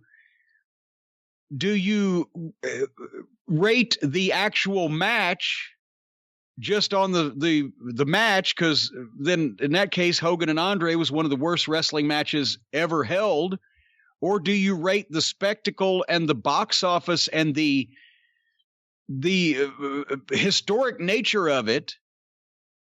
You know, it at that point, it wasn't even, you know, really the guy's fault that the match sucked. If it had been Andre in 1974 versus Hogan in 1987, it would have been a lot better, wouldn't it? But still, it was the irresistible force, the immovable object. So no one chanted boring. Nobody chanted boring because it was what it was. You know, it wasn't as bad as Big Daddy and fucking Giant Haystacks. And at least they gave the people, you know, what they came to see, which was some time and the stars and the finish. So I mean, Dave's ratings are beyond ridiculous now. And if you go back and look, he's given some of these AEW TV matches that don't even make any sense higher ratings than he was given pay-per-view main events with the biggest stars in the business 20 years ago. And they're not even remotely that good, nor memorable, nor historic, nor with the level of star power involved. So he's just now, I mean, if you shaved some chimpanzees and put them in, you know, a couple old pairs of Jelly's tights and sent them out there, he would just rate the moves and give it 3.5 stars. It is what it is, and the ratings, the star ratings are ludicrous anyway, as we've talked about at length, coming from the guy who started the whole fucking thing. But is there any chance we can get you to watch Rock versus Hogan? Why don't we do that for a watch along? Yeah, I mean, I would really be curious. I mean, because again, it's Hogan and the NWO just coming in, you know, well after when Vince should have done a deal with a lot of these WCW guys. He brings in Hogan and the NWO. I believe that's when Steve Austin refused to work with Hogan. So instead he worked with Scott Hall, and they gave Hogan to The Rock. And it's an interesting dynamic because Hogan's the heel, but those Toronto fans, the same fans that were there for the Warrior match, they changed the entire way that match goes. It's incredible. It's an incredible match you have to watch with the sound on for the first time if you haven't watched it. All right, well, in that case, we will do that for our palate cleansing watch along on next week's Drive Thru. Oh, great. There you have it. See, now we've actually booked something to come back with. That's how you book. There you go. I just found some of my old booking sheets from the 90s. Let me ask you this. Were you like Tony Khan? Did you start booking wrestling before you had hair on your balls? No, I already had hair on my balls. Well, folks, I got news for you. Jesus you Christ, can be right now, just like Tony Khan, you can be a booker with no hair on your balls, folks, with Manscaped. God, what? Where did this come from? Manscaped. Don't be sitting there in your basement or your rec room and booking your fantasy wrestling federation with hairy balls, ladies and gentlemen. Now you can be groomed so well with the best personal grooming tools on the planet. From our friends at Manscaped, they turn loud shrieks into multiple peaks. You know, you scream when you cut yourself down there, Brian, the nether regions, the woolly swamp. Well, if you ever go back in the woolly swamp, folks, you better not go at night. There's things out there in the middle of them woods that'll leave a strong man dying of fright. Things that crawl and things that fly and things that creep around on the ground. And they say that only Manscaped products will help you keep nice and smooth and smelling good. You don't know what that's from, do you? I don't. You're not a Charlie Daniels aficionado. I'm not a big Charlie Daniels fan. The legend of Woolly Swamp. Anyway, folks, the Woolly Swamp is gone with Manscaped, whether it's the Lawnmower 3.0, the best ball trimmer ever created, or whether it is the Shears 2.0, a nail trimming kit that they have now got as a complement to that, regardless of what. They'll change your life, folks. We've talked about the lawnmower. It's got the LED light, which illuminates the area. You can backlight those hairs. They're much easier to swipe off that way. You won't nick yourself. You can use this in the shower. It's waterproof. The battery lasts up to 90 minutes. As we've mentioned many times, if it takes you more than 90 minutes to shave your crotchal area, please get a job at a sideshow or conduct some type of experiment with medical science. Anyway, so many people have talked about it, how the Lawnmower 3.0 has changed their lives, and they can change yours. Folks, go to manscaped.com. Use the code DRIVE and get 20% off and free shipping. Your balls will thank you for the Lawnmower 3.0. It's time to reduce the cuts on your nuts. All right. Well, I just found my old fantasy booking stuff. Did you ever do that when you were a kid? I thought you just found your old ball trimmers. I just found my old nuts. No, did you ever do any fantasy booking when you were a kid? You've asked me this before. I've answered this before. I would write cards down. I would make newspaper ads is what I would do. I wouldn't just write it down on notebook paper. I would lay it out like the ads in the newspaper were. Sometimes they'd be the long 1 columns. Sometimes they'd be the fat 2 columns with the main event across both columns, whatever the case. And I would use all of the guys from every territory in the world because when I was 12 years old, I did not recognize NWA or AWA affiliations. Everybody wrestled in the Kentuckiana Wrestling Alliance. We had open door policy. All right. Well, on that note, let's get another question about... Well, what did your notes say that when you were sitting with hair on your balls in your basement? Did you recognize those party lines, or did your talent cross over promotional affiliations? You know, I had forgotten about these, and I've done it at different points when I was a teenager, and I'm guessing these are probably from either late 95 or early 96, so when I was 15 or 16. And it appears that I honored promotions where if you were someone under contract at the WWF or WCW, I didn't use you. So my talent pool was that taught them. Well, I was trying to be realistic, which is silly. It's fantasy booking. But my talent pool revolved around people who were free agents or working for ECW, USWA. I think this would have been right after Smoky Mountain closed down or towards the end of Smoky Mountain. So Smoky Mountain was also eligible. So what you're saying is for all the people that you weren't really booking and that you would never contact because you weren't running a real show and you were not going to pay anyone, you wouldn't use anybody that was under contract to anybody else under those situations. Right. Exactly. Well, that's quite honorable. Well, thank you. I'm an honorable businessman, even in fantasy sense. Yes, you're an honorable fantasy businessman. Come to think of it, there's a lot of people in wrestling over the last 30 years that have been honorable and fantasies, but not businessmen. Yes. But I think they hold up well. Some spelling errors that are embarrassing, but otherwise, I was very happy with the work I did as a teenager here. Well, and the most important thing is, did you sell out your bedroom and have to sell standing room only in the living room? There was nothing about crowd size in any of these. Okay, so no gate figures. No, it was, I think, the first 3 months of TV and the big show with the tournament for the championship. Who won? Hold on. Let me grab these. Hold on. You really want to know? Hold on. Where the fuck is this? No, I didn't really want to know. I thought you'd tell me quick because now it's going to be a rib on me that I asked. But go ahead now that we're into this. All right, hold on. New York Championship Wrestling.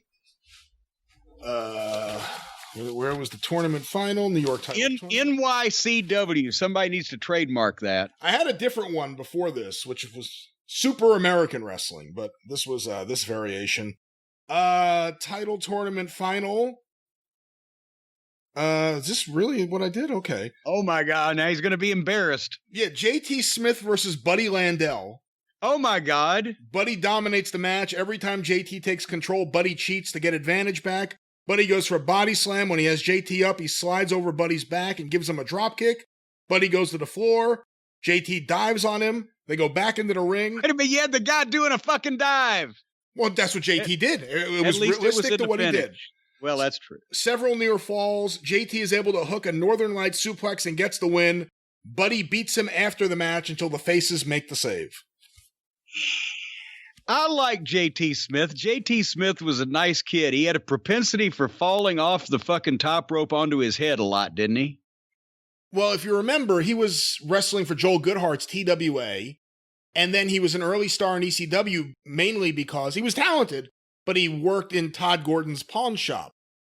And there were a few things that happened to him. I mean, Mike Awesome did that dive where his back just bent in half over the guardrail at the night the line was crossed.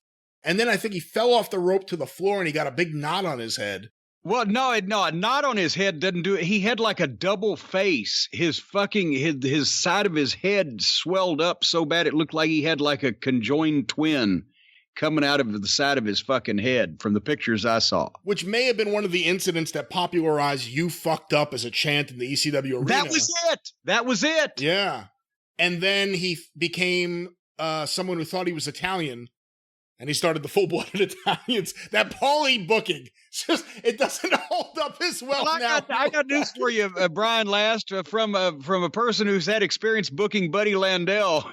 Good luck with getting that finish. Because halfway through, Buddy Landell would have fucking Sonny King'd fucking JT. Actually, he probably would put him over twice as fast as you wanted it to. Because JT was a good kid, but he was not well-versed in the basics. And Buddy would have fucking probably lost his patience. I believe there actually was a story, and I hope I got this right, but I had heard it from the fans who had attended Goodhart shows, that at one point there was a Buddy Landell JT Smith match. So let's say 91, maybe. And Buddy has him in the corner, and he said this loud enough. I don't think he yelled it, but he said it loud enough that everyone heard it. "Sell, you bitch!" And then he kept going at it with him in the corner. Hey, I guarantee you the first words after a Buddy Landell JT Smith match, the first words back in the locker room be going, "Buddy, brother, what the fuck?" What the fuck, brother? Jeez. Oh, you trans? All right, well, let's get another question here instead of my fantasy booking. This next one was sent to CornyDriveThru@gmail.com. From Richard in Bluefield, West Virginia. Meltzer's latest star ratings came out, and Dave gave the Young Bucks 4 3/4 stars for one of their usual flippy shit scrambled egg matches against Dino and Crew. This is monumental, because when you tally up the numbers, Nick Jackson more 4-star plus matches than anyone else in history. Balding Buck is now officially the all-time greatest, best ever God King, Grand Poobah, Lord and Master of pro wrestling. Road Warrior Buck sadly doesn't share the honor because Balding was in a handful, more 4+ star matches while his brother was injured a few times. I just want to hear Jim congratulate our living legend, iconic hero of the Squared Circle, Nicholas Jackson, for becoming the absolute greatest wrestler of all time and space. These are star ratings after all, so I assume Dave includes wrestling from other solar systems in his unbiased, flawless ratings. Well, we talked about this a few minutes ago. It's gotten just ridiculous. Not that they mean anything anyway, but if you're going to have a rating, first of all, the scale for movies is the same in 2020 as it was in fucking 1930 or whenever they started starring rating movies. Still 1, 2, 3, 4 or half stars in that range. And movies have changed and special effects have changed, etc. But it's still, shitty, okay, real good, and great, basically. And for anybody now, just go back, look at anything Kurt Angle did 15 years ago, any of the Benoit stuff, Eddie Guerrero, great matches of the Michaels and Razor Ramon in the ladder match, Flair and Steamboat, the Midnight Rock and Roll, any classic Kurt Hennig and, Tiger Mask and Dynamite Kid. Go down the list of anything from the 70s through 10 years ago. and look at what he rated 4 stars, any of those, and then look at he's rating throwaway television matches higher than these all-time classics that people remember fucking 10, 20, 30 years later with the top stars in the business. I don't know any other way to explain it otherwise than he's lost his mind, and it's all meaningless. But I don't know what he's looking at, but it's not, and more people are realizing it's not what everybody else is looking at. I don't know how else to say it. Is this, if are we grading gymnastics? Even if we're grading gymnastics, you telling me that the gymnastics that these fucking kids are doing every week on the AEW TV show is better than the gymnastics that the Dynamite Kid and Tiger Mask were doing, or fucking Rocco as Black Tiger, or that the scientific wrestling that they occasionally break out, well, that's better than fucking Flair and Steamboat was, or Angle and Benoit, or it's ridiculous. And he's gone mad. The way I look at it is someone who's been reading The Observer since I was a kid, and I have every single back issue, and I've read Dave's earlier stuff even before The Observer, is I think that the way he evaluates modern wrestling is incomparable to the way he evaluated wrestling in the past in that moment. Everything he rates now, for me, I look at it like there's a 1.5-star curve. So I would minus 1.5 stars for any rating he gives. Because I think in some ways, it's like, if one of these matches happened, like the Young Bucks versus Jurassic Express, let's say, if that match took place in 1994, it would have been like, holy shit, I've never seen anything like this. Now you see something like that nonstop all the time on their shows. Like you said, there are matches that got 3 stars that we could talk about and remember today. But some of these matches on TV that are throwaway matches, and I mean that in the sense that after they're over, I watch them and I don't remember when they aired, what exactly happened. It's just another match as opposed to something that leaves a real big impact. Because they look the same.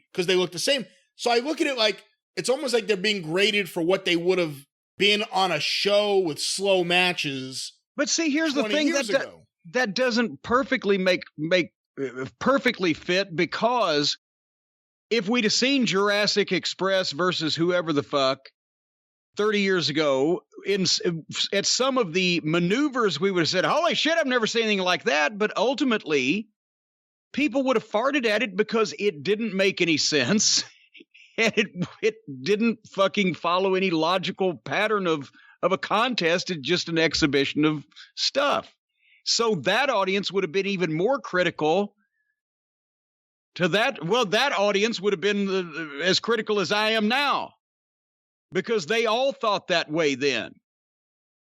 The difference is that the guys who were doing that revolutionary stuff that we still remember them for, Tiger Mask, Dynamite Kid, Black Tiger, whatever, didn't just do it for the sake of doing it and fit it into the contest rather than just an endless series of, we're going to do all this stuff. So even then, there was a referee and there were rules. I mean, things took place in the context of an actual wrestling match. Yes, so even then, I think people would have gone wow at some of the athletic shit they were doing, but the match would have gotten over even less then than it does now, because it would have stood out that it made less sense then than it does now.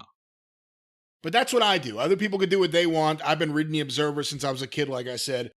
I look at Dave's star ratings now and I take 1.5 stars off. And to me, that's more in line with where something realistically is.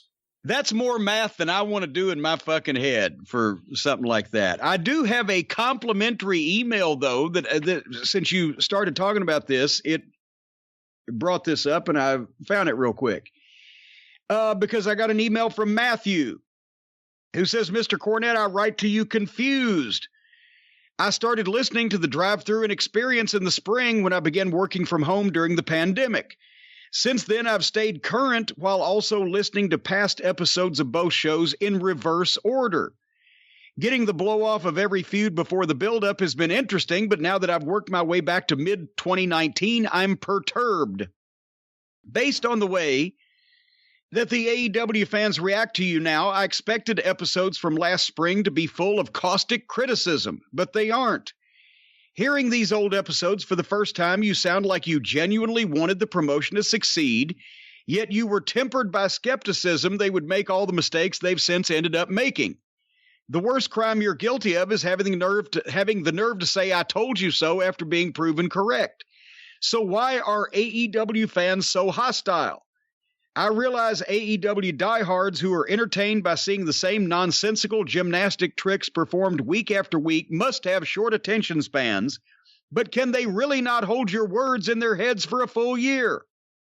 Are they Republicans with a natural antipathy towards people who know what they're talking about? Or are they Marks watching a fellow Mark book the way they would, and thus your criticism of AEW is inadvertently personal? I'm a Mark, I admit it, and as a Mark, I have no business booking anything. I admit that too. Does that put me in the minority of what's left of wrestling fans today? Yes, it does, Matthew. It certainly does. That, to me, maybe, is it just that this is what would the product of a bunch of fans getting together and putting together a wrestling show would look like? And I'm not talking about a million casual fans. I'm talking about a room of about 50 really diehard fans, because the casual fans could halfway put a wrestling show together that you'd probably enjoy, but the diehard fans will fuck it up every time.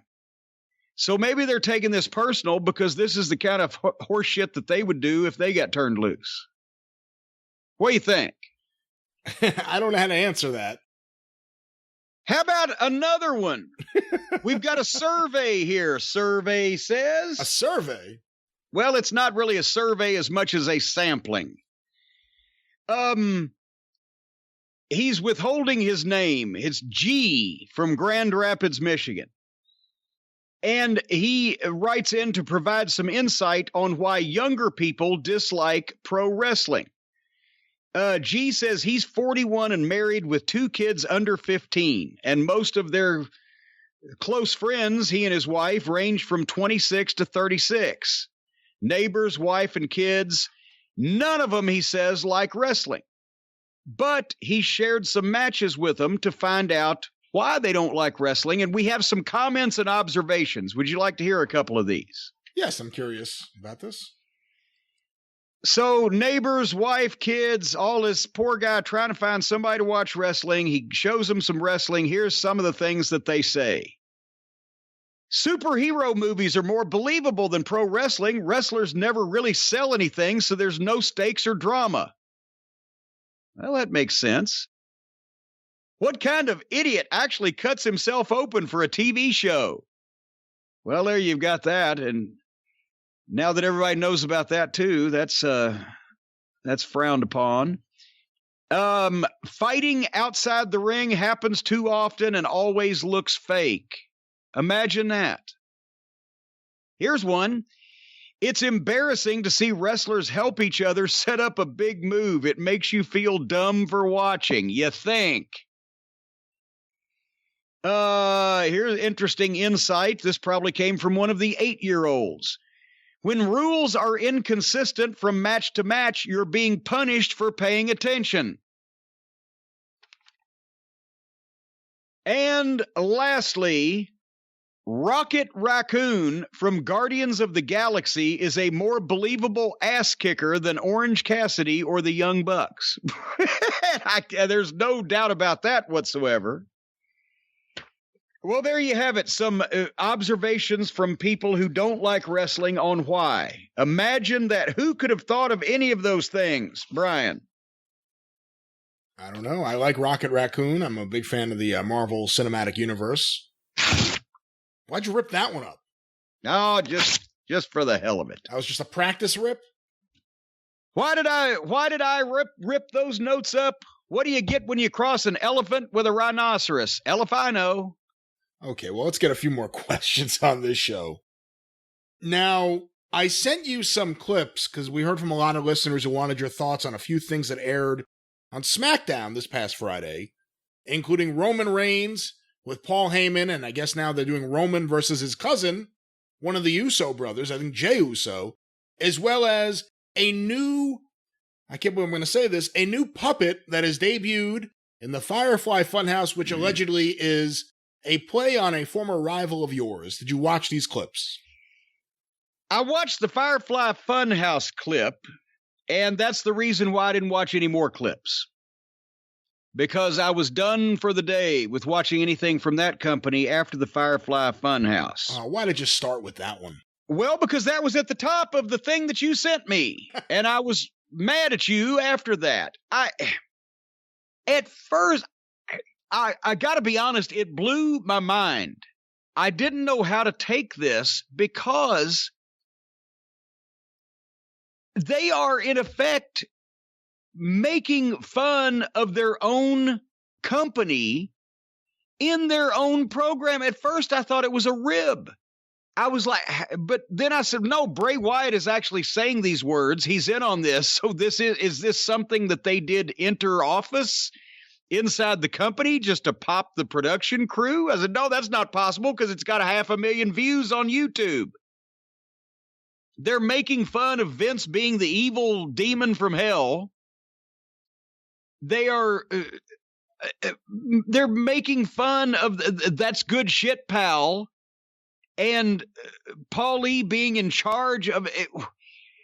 Paulie on their television has been the manager of Brock Lesnar and is now apparently the manager of Roman Reigns, but in real life, outside their television, he was at one time the not general manager, but whoever the executive goddamn head honcho and muckety muck of Raw until he just got fired, whatever that position was called.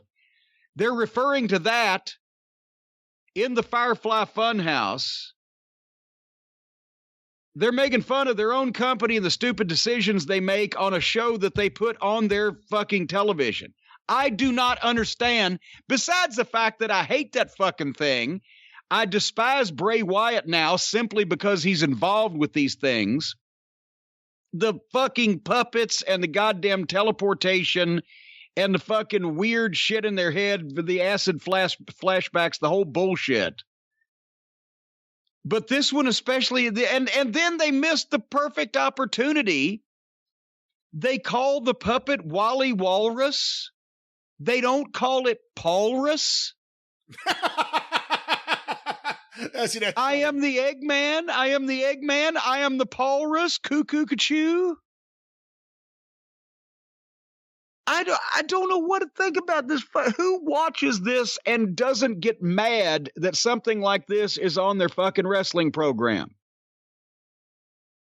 I don't know why they're doing it. I don't know why anybody would watch it. I don't know. It's nothing to me other than insulting to the wrestling business and stupid in every single way. How do you think Paul reacts to it? Does he get a heads up that they're about to make a walrus character based on him? Oh, probably not, because that's part of the. Since they're only jacking off, because they've apparently come to the conclusion now that the people that are watching their show will just watch anything and take it. Just as I told Vince one time when he wanted to beat Pena's champion when he first started doing business with him, I said, "Why don't you just piss in his mouth while he's down there? Just piss in the fans' mouths at this point." If 500,000 people want to watch this fucking goofy shit, then they'll watch anything. Just piss in their mouth while they're there. They're all just jacking off. It just to pop each other. So I don't know what, but anyway, no, after I watched the Firefly Fun House and the demonic devil Vince and the Paulrus, and they didn't poke enough holes in the fucking hat box for the goddamn other one, which I wish somebody would put the whole fucking Bray Wyatt Firefly Fun House in a giant hat box and forget to poke holes in it. I don't know what else you want. And I watched that, and I was not going to watch anything else from the WWE on that particular calendar day. I have to say, we have heard from a few listeners lately who have been saying that they really want us to do SmackDown reviews again. Well, fuck y'all. How about just stop listening? We can afford to lose a few listeners before I goddamn need to watch any more SmackDown. All right. Well, Fuck you, it's my birthday, for fuck's sake, this week. You people trying to kill me. Well, let's get some happy questions here on the show. This next one was sent to CornyDriveThru at gmail.com from Miles Arden in Key West, Florida. The common topic of who should have been a world champion. One person. Okay, this is written really weird. Let me try this again. Well, it's not Charlie. The common topic of who should have been world champion. One person tends to be overlooked. The original Rock, Don Muraco. From your astute observation, why do you think Don Muraco got overlooked as a contender to run with a world title? Was it because he was lacking certain credentials that a company was looking for in the 70s or 80s? Everything I've studied about Muraco shows he had every credential a company needed to be the man for any given promotion. He had the look, the work, and the promo. Please enlighten us all on your views regarding Don Muraco and why he was destined to the mid-upper card level his entire career. Well, now, are they talking about 80s WWF Don Muraco that might have been the WWF champion, or are they talking about 70s that maybe the NWA champion? I think it's open-ended. I mean, I certainly wouldn't say that he was mid-upper card level throughout his career. I don't think that's a fair assessment. Well, yeah, and I mean, let's face it. Don Muraco was a great worker, but by the time he gained all the weight and the 80s WWF run, he was a top guy and a good worker, but not the promo and not just the body or anything that you would want for the top guy in the WWF at that point in history. Would you concur with that? Yes. Once the Hogan era started, there was no way that you could go from Hogan to that version of Muraco. I certainly think you could make an argument that he would have been acceptable to be the guy in between Backlund and Hogan, although the idea of Hogan defeating the dreaded Iron Sheik from Iran, that certainly fits better into the story, but rather than the dreaded surfer dude from Hawaii who's about to take off and go surfing for the next 6 months. Yeah. And that's another thing is Muraco was not necessarily a workaholic. And like to do his surfing and everything, but no, in the 70s, young Don Muraco, and I've seen some footage. I didn't get to see him in person at that point in time, but like 74, 75, 76, the Florida run down South Georgia, he was in shape, had that fucking mustache and the hair with, just the great fucking, the fire. I've heard that he was not only an incredible working babyface in the ring, but just in great shape and the whole 9 yards. Still not a great promo, but somebody that if he had stayed in that shape and stuck with the NWA territories rather than making the move to the WWF and gaining the weight, he was a Magnum TA 10 years before Magnum TA, right? He was one of those guys that you could see, well, it might work out that way. It's not a lock that he'd be the champion, but that young, athletic, it could have happened, but it didn't. But so I don't know that I would put, if I was making a list of every wrestler that was never a world champion that should have been, he might be on it, but I don't know if he'd be up in the upper echelon of it. What do you think? You're just saying he wasn't a great promo in his early days as a babyface. I mean, he became a phenomenal promo. Yeah, well, or did you not like his promos when he became a heel? Well, no, he was okay promo when he was a fucking fat heel, but by then he was a fat heel. But he was the highlight of 1983 WWF. Well, see, I didn't watch a lot of 1983. His feud with Rocky Johnson and then his feud with Snuka. It was all about Muraco. Muraco was fantastic. Well, then I bow to your greater research on this. Hold on. Now you're going to make me dig up a promo and play you something to hear what you think. I'm just saying still, it's not like, I don't know that I would put Don Muraco on a ravishing Rick Rude or a category that, a guy who was never a world champion, but right there. And now you're continuing to dig and find. And here's a promo from 1981 when he was the Intercontinental Champion, feuding with Pedro Morales, who had just returned to the territory. Here's Don Muraco and Vince McMahon, September 26, 1981. Local promo. The magnificent Morocco returns to Madison Square Garden to defend the Intercontinental Championship Monday night, October 19, against the man whom he took the title from, Pedro Morales. A comment? How many chances will this man have? How many times will I have to prove and put him down to defeat? How prejudiced can the WWF be towards the magnificent Morocco? Robbed of the world title, now, unwarranted, without reason, without cause, another title defense.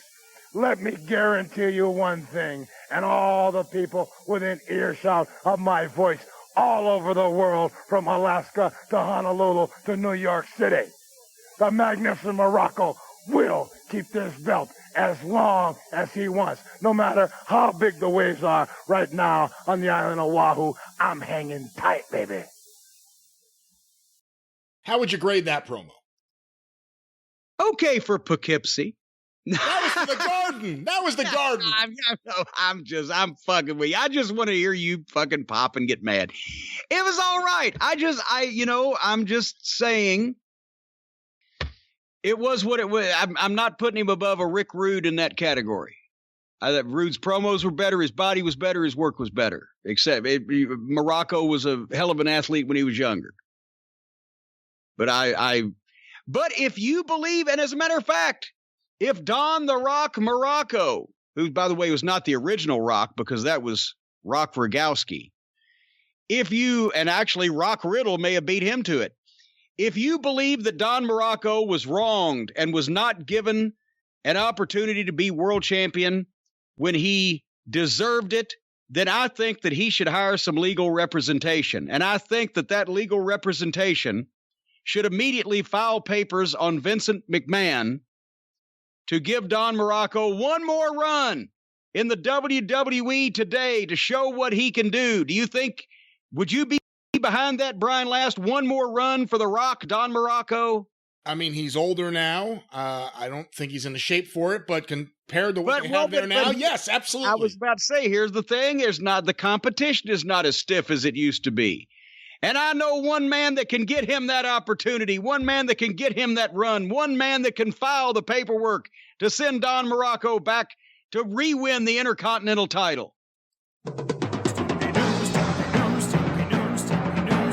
Call Stephen P.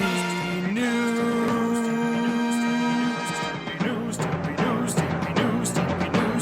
If you need to sue.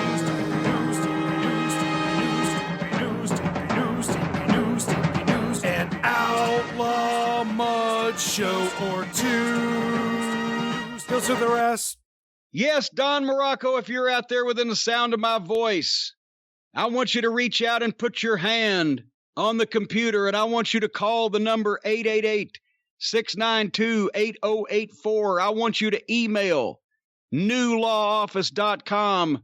I want you, Don the Rock Muraco, to retain the services of Stephen P. New to facilitate your re-entry and redominance of the company that you once sat atop for so long as Intercontinental Champion. Don Muraco, you can get Stephen P. New to work for you, and he can take you back to the promised land. And think about it.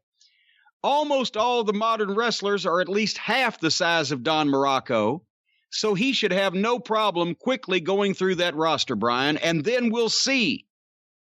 We'll see if you and that asked that last question have hitched your wagon to the right horse here.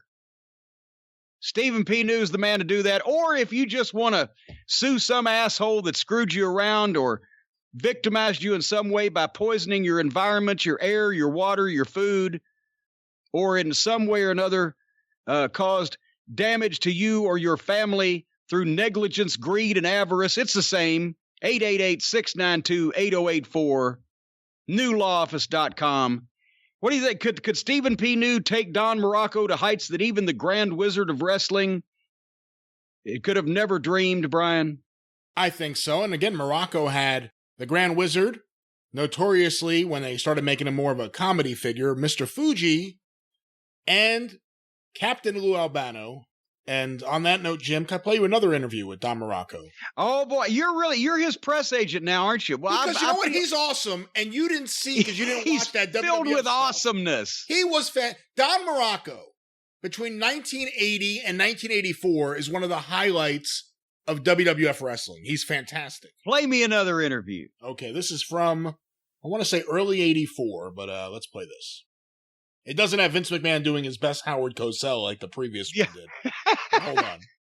January the 26th, gigantic six-man tag. A whole lot more we're going to be talking about a little bit later on. The magnificent one, Intercontinental Champion Don Morocco from the great state of Hawaii. And, of course, I've got to bring up the subject of your opponent, the challenger in this particular case, the great Pat Patterson out of San Francisco, California.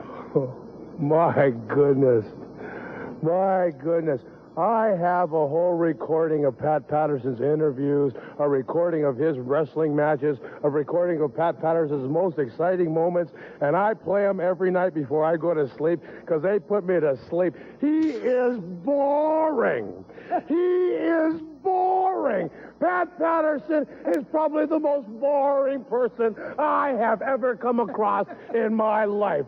When I sit here, I want to pick my nose and yawn and just go, oh, he's boring. Isn't he boring? And he wants to be a champion. Gentlemen, what about his wrestling prowess? He could, his what? Wrestling prowess. He's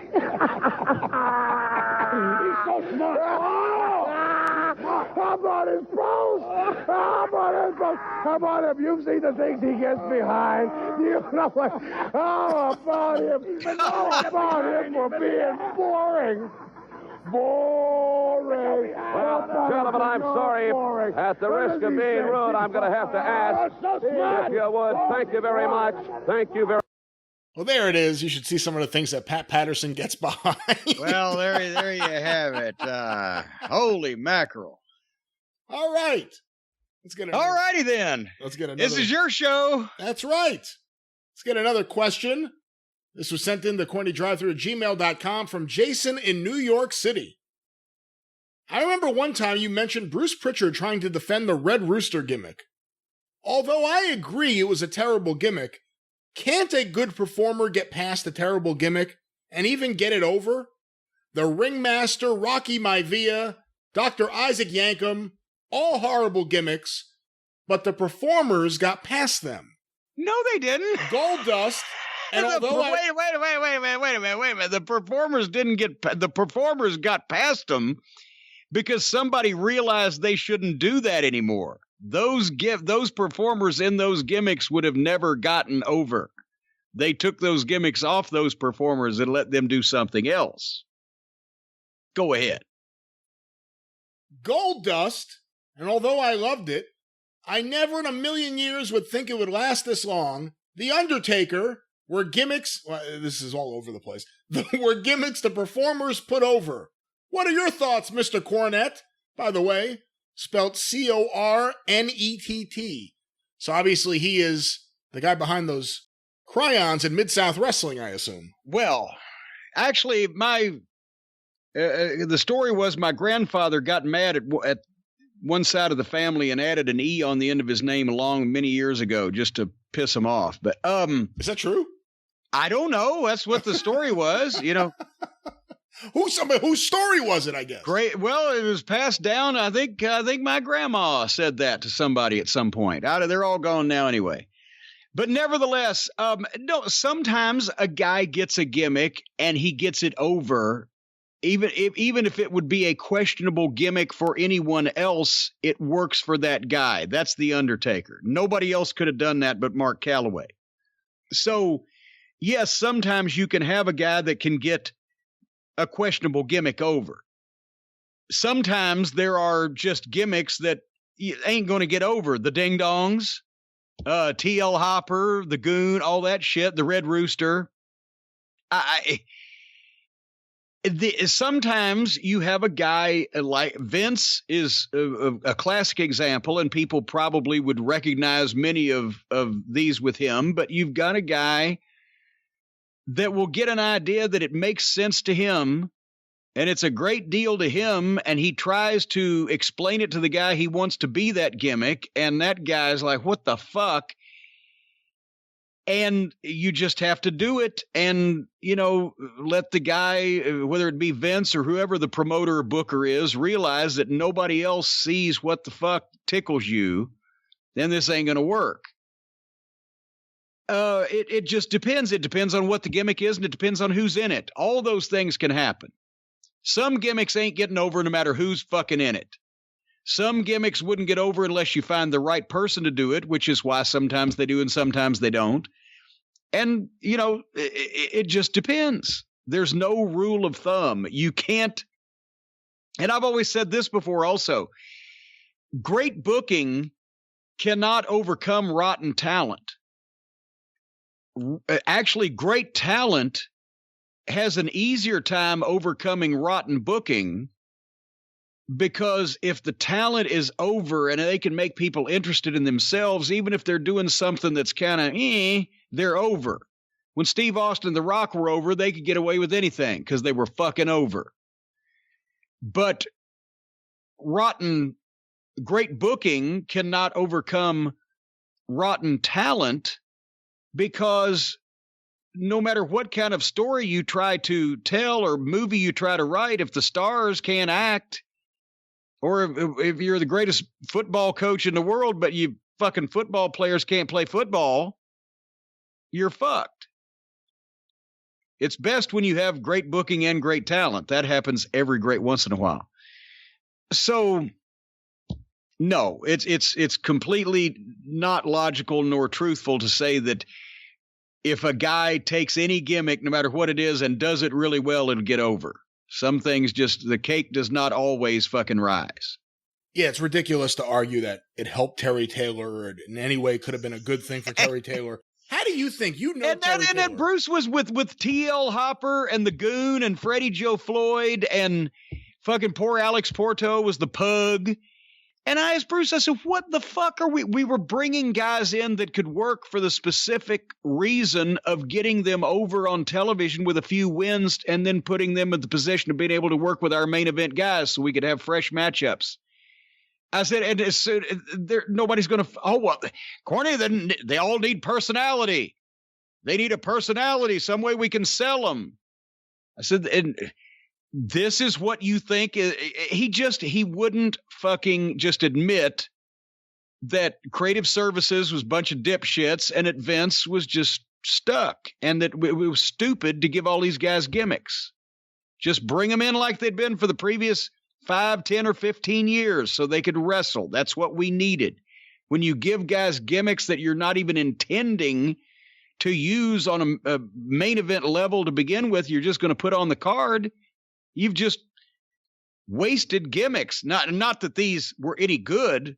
They would have never been wasted. You wouldn't want to put them on anybody else, but you're wasting the idea of guys having gimmicks. Some of the guys on the card don't need to have gimmicks, because that means that when fucking the rest of the guys have gimmicks, it actually stands out. We've forgotten that many guys on the underneath card just need to have boots and tights and a jacket and fucking wrestle. Because that way, when the top guys look like a goddamn, fucking flashback from Elton John's 20th anniversary tour, it stands out as different, not just another guy dressed up in a funny outfit. You know Terry Taylor, you worked with him in Mid-South and, of course, the NWA, and you know that he has a reputation for, I don't know what to say, being an interesting political character in professional wrestling. How do you think he reacted when he was told, because he came in as a heel, as Terry Taylor, he was with Bobby Heenan, and then they made him the Red Rooster. How would you imagine he reacts to find out that this is the gimmick, the guy that a lot of people, and I'm not saying this was right, but a lot of people said, oh, he's the next Ric Flair at one point in the 80s. Yeah. And then all of a sudden he's the Red Rooster, not just the name, not just the little red mohawk, but clucking to the ring. Clucking, and yeah. I'm surprised actually he didn't jump off a fucking bridge. in 1985, Terry Taylor and Ric Flair go 40 minutes in the New Orleans Superdome for the NWA title in the main event. And 3 years later, he's clucking like a chicken on television. I'm sure when he heard that Bobby Heenan was going to be his manager, he thought he'd hit the goddamn promised land. Bobby Heenan managing you in the WWF or anywhere for that matter. But then because Terry to be such a politician and always wanting to get along with everybody, also, especially in the early days, rubbed a lot of people the wrong way, came off as cocky or whatever the case. And he came off to Vince and whoever, Bruce, Pat, whoever was involved in the meetings, he came off as cocky, like he was walking around the cock of the walk. And he did have an odd neck movement or thing that he would do where when he'd hear something, he'd kind of look. It wasn't a shit sniffing necessarily look, but it was just a little thing. And Vince saw this cocky fucking guy and had a Little Red Rooster and probably the Rolling Stones song and whatever the fuck Vince got in his mind. And instead of just admitting, no, this is fucking stupidity and silliness, they blamed Terry Taylor for not fully embracing it. That's why it didn't get over. No, because it was fucking stupid. But I'm surprised Terry didn't cut his fucking throat. Yes. But then later on in years after that, then he learned how to be more political and say yes a lot more and, talk to people in the office the right way and etc. But there you go. Our next question, as we start winding things down here on the show, was sent to CornyDriveThru. What do you mean start? This thing's been winding slowly downward since we began. This was sent to CornyDriveThru@gmail.com from Ron. Hey, Jim. I was curious why. Hey, Ron. I was curious why you made the Rock and Roll Express's theme old-time rock and roll in Smoky Mountain. To be honest, I find that to be one of your worst creative decisions as it relates to Smoky Mountain Wrestling. ELO's Rock and Roll is King is so much more upbeat, fun, and a better representation of Ricky and Robert. I like Bob Seger, but his song is so unexciting, comparatively speaking, to a Jeff Lynne pop masterpiece. What were your thoughts behind this process? My thoughts was Ricky said, I want to use old time rock and roll. And I said, that sounds great. Because at the time that they debuted as the Rock and Roll Express, in Smoky Mountain Wrestling, they'd been apart for the better part of 2 years. Robert Gibson had a knee injury and that then WCW didn't re-sign him, but Ricky was still under contract. They'd switched him heel. Robert started with me. Ricky got loose of his contract. And their first night together, as I recall, the first night in Smoky Mountain would have been Johnson City at Freedom Hall, which was an old Crockett building as well as an old East Tennessee building. And Ricky came up and he had the live, because I can't remember which live album it's on, but it's the live version with the long intro, because the commercial 45 is just pretty much starts out, I like that old time, but the live version builds. And so as we started playing it in the building and the people realized what it was, and then they got the idea, the old time rock and roll. And it's been 2 years since they've even been together. And this is a nostalgia thing for us. This is the team that set the record in this building for attendance however many years ago, whatever the fuck. And so they start clapping with it. And they would clap as through the fucking buildup of the intro, the guitar, and etc. And finally, when it would hit, I like that old time. Boom, here comes Ricky and Robert, and the place blows. It was a great buildup. So on TV, you didn't necessarily get it because we're using the quick part. They got to get to the ring in 45 seconds. But especially when they were brand new, having just gotten back together and new in the territory, the people really got with the live version in the buildings and liked to clap and get up with it. That's why and also because Ricky said, hey, I want to use this. So that's what we did. But thank you for criticizing his creative vision, sir, my fine sir. What was a worse theme song for the Rock and Roll Express? Your Mama Don't Dance and Your Daddy Don't Rock and Roll, or Boogie Woogie Dance Hall? Well, Boogie Woogie Dance Hall was they didn't actually use that as Your Mama Don't Dance was where? When they came back in 1990, I think. Didn't they use that for a while? I don't think so. If it was an accident, if they did. An accident. Or just something that they didn't use it for long. Maybe WCW was just trying to find something to play. But and then of course it was commercial music anyway. Boogie Woogie Dance Hall was rotten, but that was at least theirs. And I mean, Ricky could have farted for 3 minutes into a microphone and they could have sold fucking 50,000 copies of it in 1986. So that song's all right. But here's the funny thing, the ELO song. Rock and Roll is King. Jerry Jarrett almost rejected that. That was their original entrance music from Memphis, and he almost rejected that and finally acquiesced if a change was made. You know what the line is they had to take out, don't you? No. Okay, I can't remember the opening. I can't do Rock and Roll is King from the start, believe it or not, like I can some other songs, as we've proven here recently. But right before the Whamma Lamma Bamma Lamma Rock and Roll, it's Come Along With Me to a Land of Make-Believe. Jerry Jarrett did not want a song with those lyrics played on his wrestling program, so he had Randy West do a version that faded that line out. It was the line before, went straight into the fucking chorus. And that's the only way he would play that, because he thought about the little things. Jerry Jarrett was very detail-oriented. There will be no references to make-believe on my wrestling program. How would that have worked, though? I mean, because this is the early days of theme music. Yes. Would Jerry have said, okay, let me see the lyrics? Would he have listened to it? How would that have happened? No, he listened to it. You could hear it plain as day. Come along with me to a land of make-believe. She said, whamma, lamma, mamma. So they just dropped that line.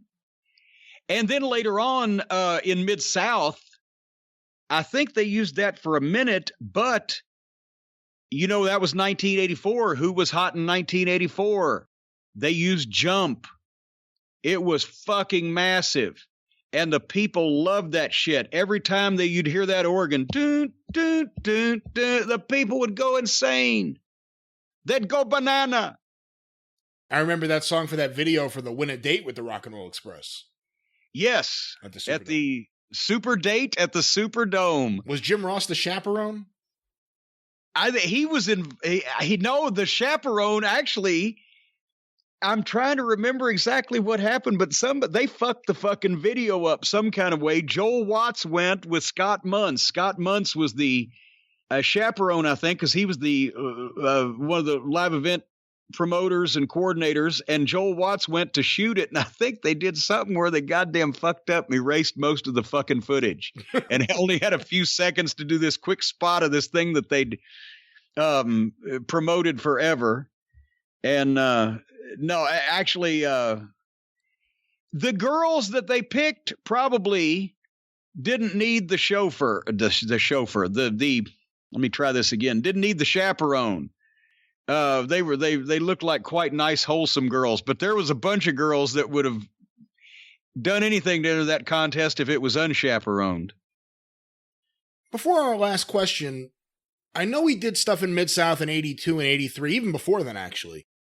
Was Greg Soley ever there when you were there in terms of making like video packages? No. Greg Soley was Gordon Soley's son. Yeah. And he was a photographer / videographer. And for whatever reason, and I actually don't even know if I ever asked this question, but he was doing some video work for Mid-South Wrestling when wasn't that when he first expanded into the old Leroy McGurk territory around 81, 82, around that time period. But Greg Soley would shoot stuff at ringside that looked really good on film.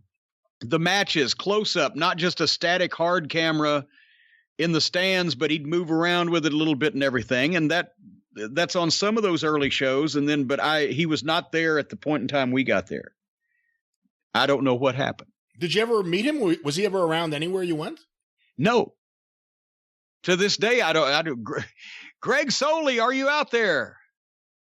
All right, our final question.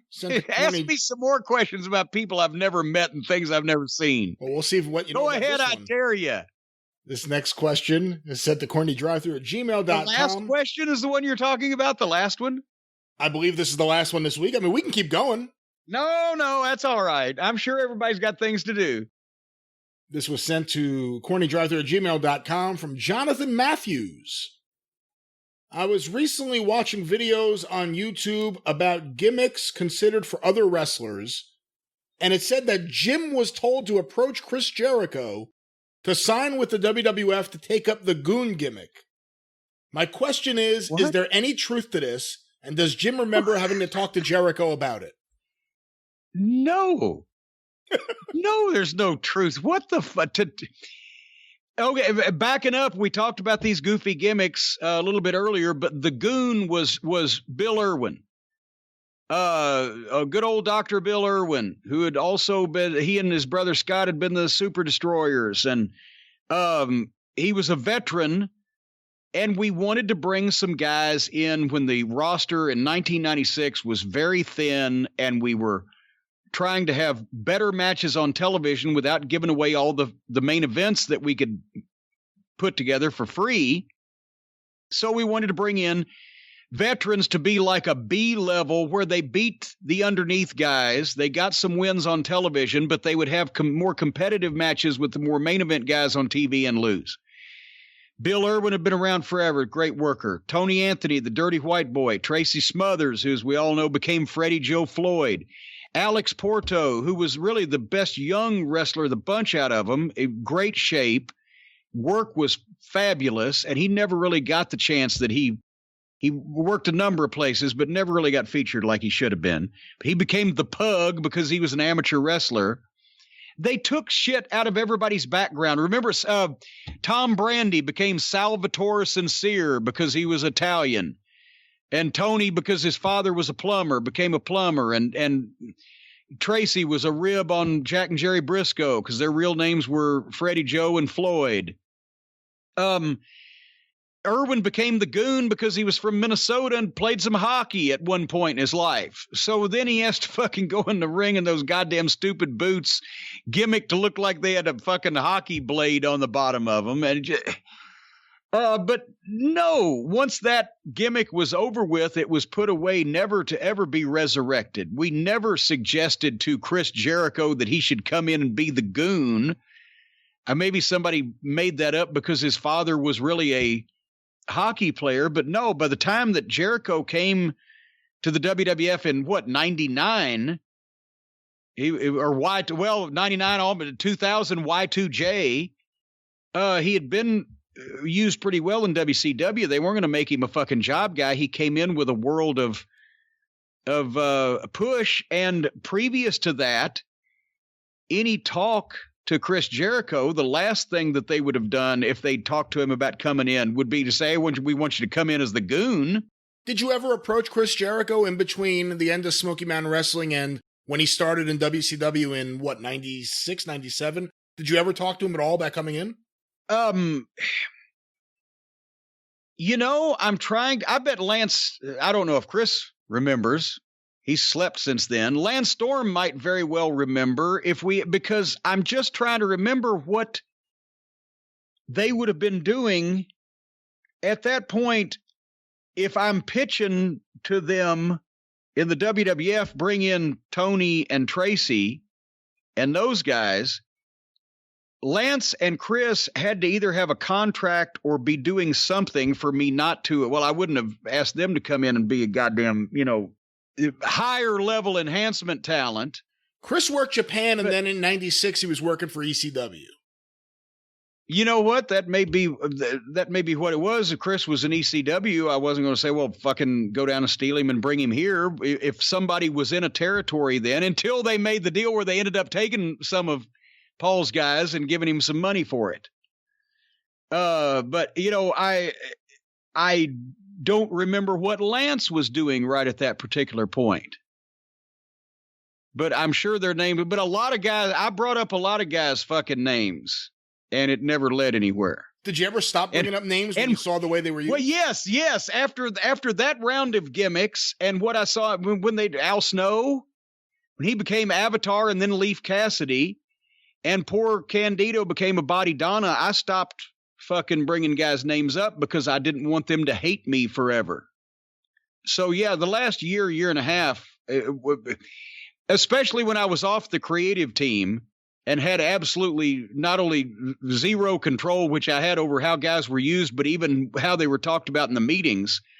You know, I would put guys' names in as far as doing television, because I just want some of those guys that I just wanted to get exposed or seen or, you know, extra work for because they were good quality guys. But if for a while there, if I thought they could be a star, I'm like, fuck, I just hope they go somewhere else and be a star, because I was scared to fucking what they would do to them. And you know, Glenn Jacobs scared me for a long time there too, both Isaac Yankem and then the fake Diesel.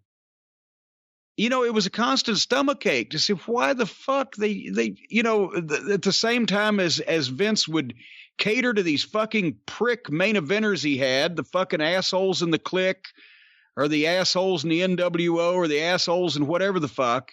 But young guys that want to work and succeed and do have the talent and won't be a pain in the ass, it was like pulling teeth, no pun intended, to get them fucking jobs. Okay. Yeah. Well, now you really left me in a fine fucking mood here. Well, let's pick you up a little bit before we play a song or two. It's time for Equal Time here on the show, where dissenting voices get their opinions heard. We have one for you and one for me.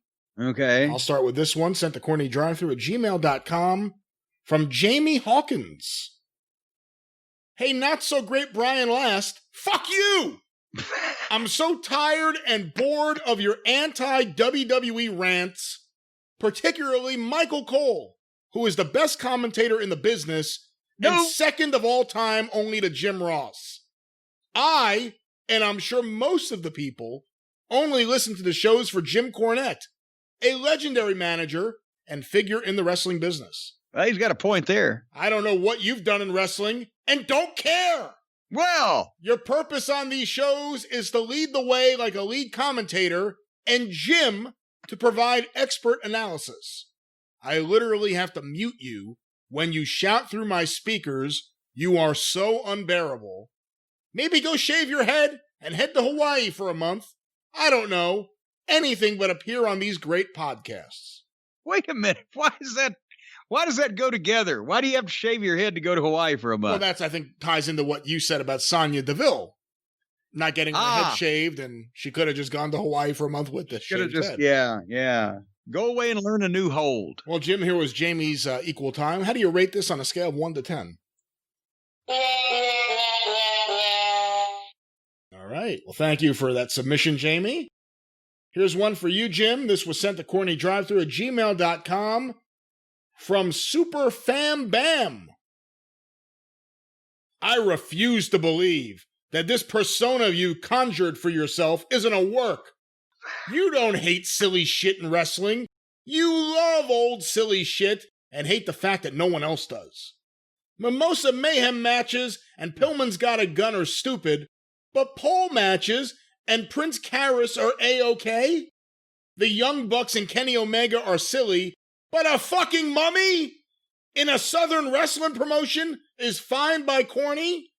I saw a promo where Bullet Bob Armstrong kicked the board of director out of the boardroom, a.k.a. a fucking bathroom in a hallway.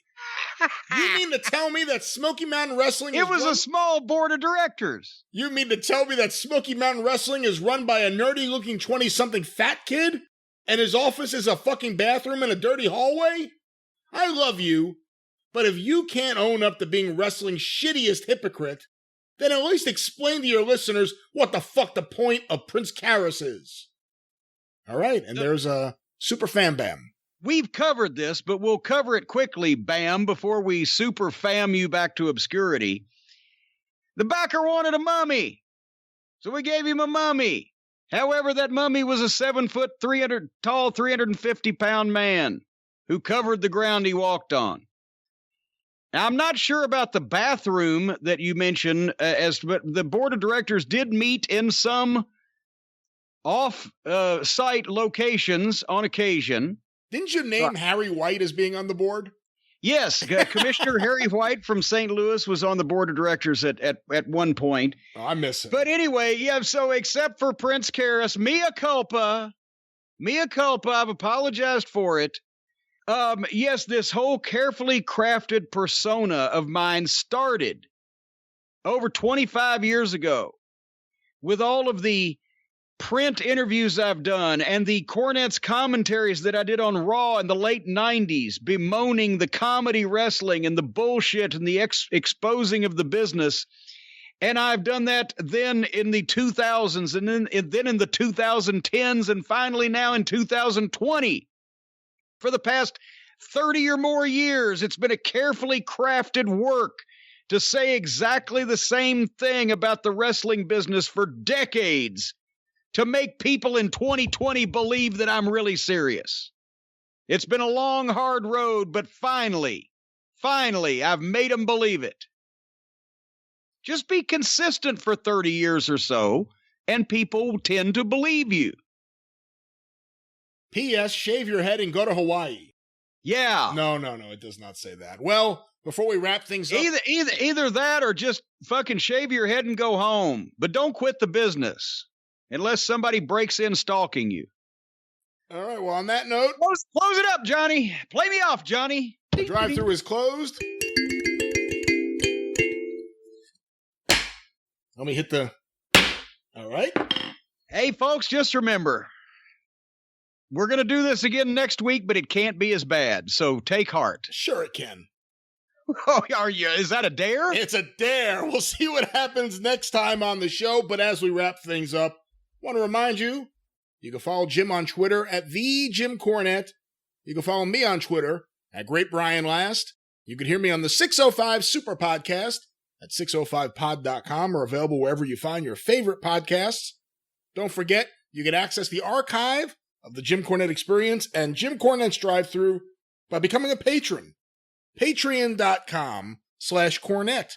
For only $5 a month, you get access to every single show in the archive from the very beginning at the end of 2013, right now up to the spring of 2015, with another batch of episodes going up each and every Sunday night. Patreon.com/Cornette. For those who have been asking and the calls have become more and more frequent, I will debut on the show soon. Bear with it. There's still plenty of good stuff, even if you're going a little overboard. There's a lot of people are asking, when do you get here, Brian? It's been a lot. There's been a few comments on Patreon. There's been emails now coming in. Just bear with it. It's still good. The shows are still good. It's good shit, pal. Patreon.com/Cornette. Don't forget the official Jim Cornette YouTube channel, tinyurl.com/officialcornyyoutube, or just go to YouTube and search for Jim Cornette. Here are clips from the show, complete shows, omnibus collections, all with the exclusive Travis Heckle artwork. We are now approaching 165,000 subscribers on our march to 1 million. Be one of them today. Subscribe today, the official Jim Cornette YouTube channel. You know, if everybody out there within the sound of our voice who has not subscribed, it would make our march a whole lot less schloggy. We'd only have a couple 100,000 more to go. Well, there you go. Of course, Cornette's Collectibles at JimCornette.com. The store's about to close, so I'm not plugging it. Just go somewhere else. Just go somewhere else. Come Mind back your in own October. business. Trick or treat in October. Yeah, October 1st. The drive-thru is brought to you by the law office of Stephen P. New, 888-692-8084. Get even with Stephen at newlawoffice.com. But until, when is the Experience debuting? Until Sunday, I think, this week. Yes. On the Experience. And next Tuesday, right back here on the drive-thru for Jim Cornette. I'm the great Brian Last. Everyone wish Jim Cornette a happy birthday. Tally-ho! Thank you so much.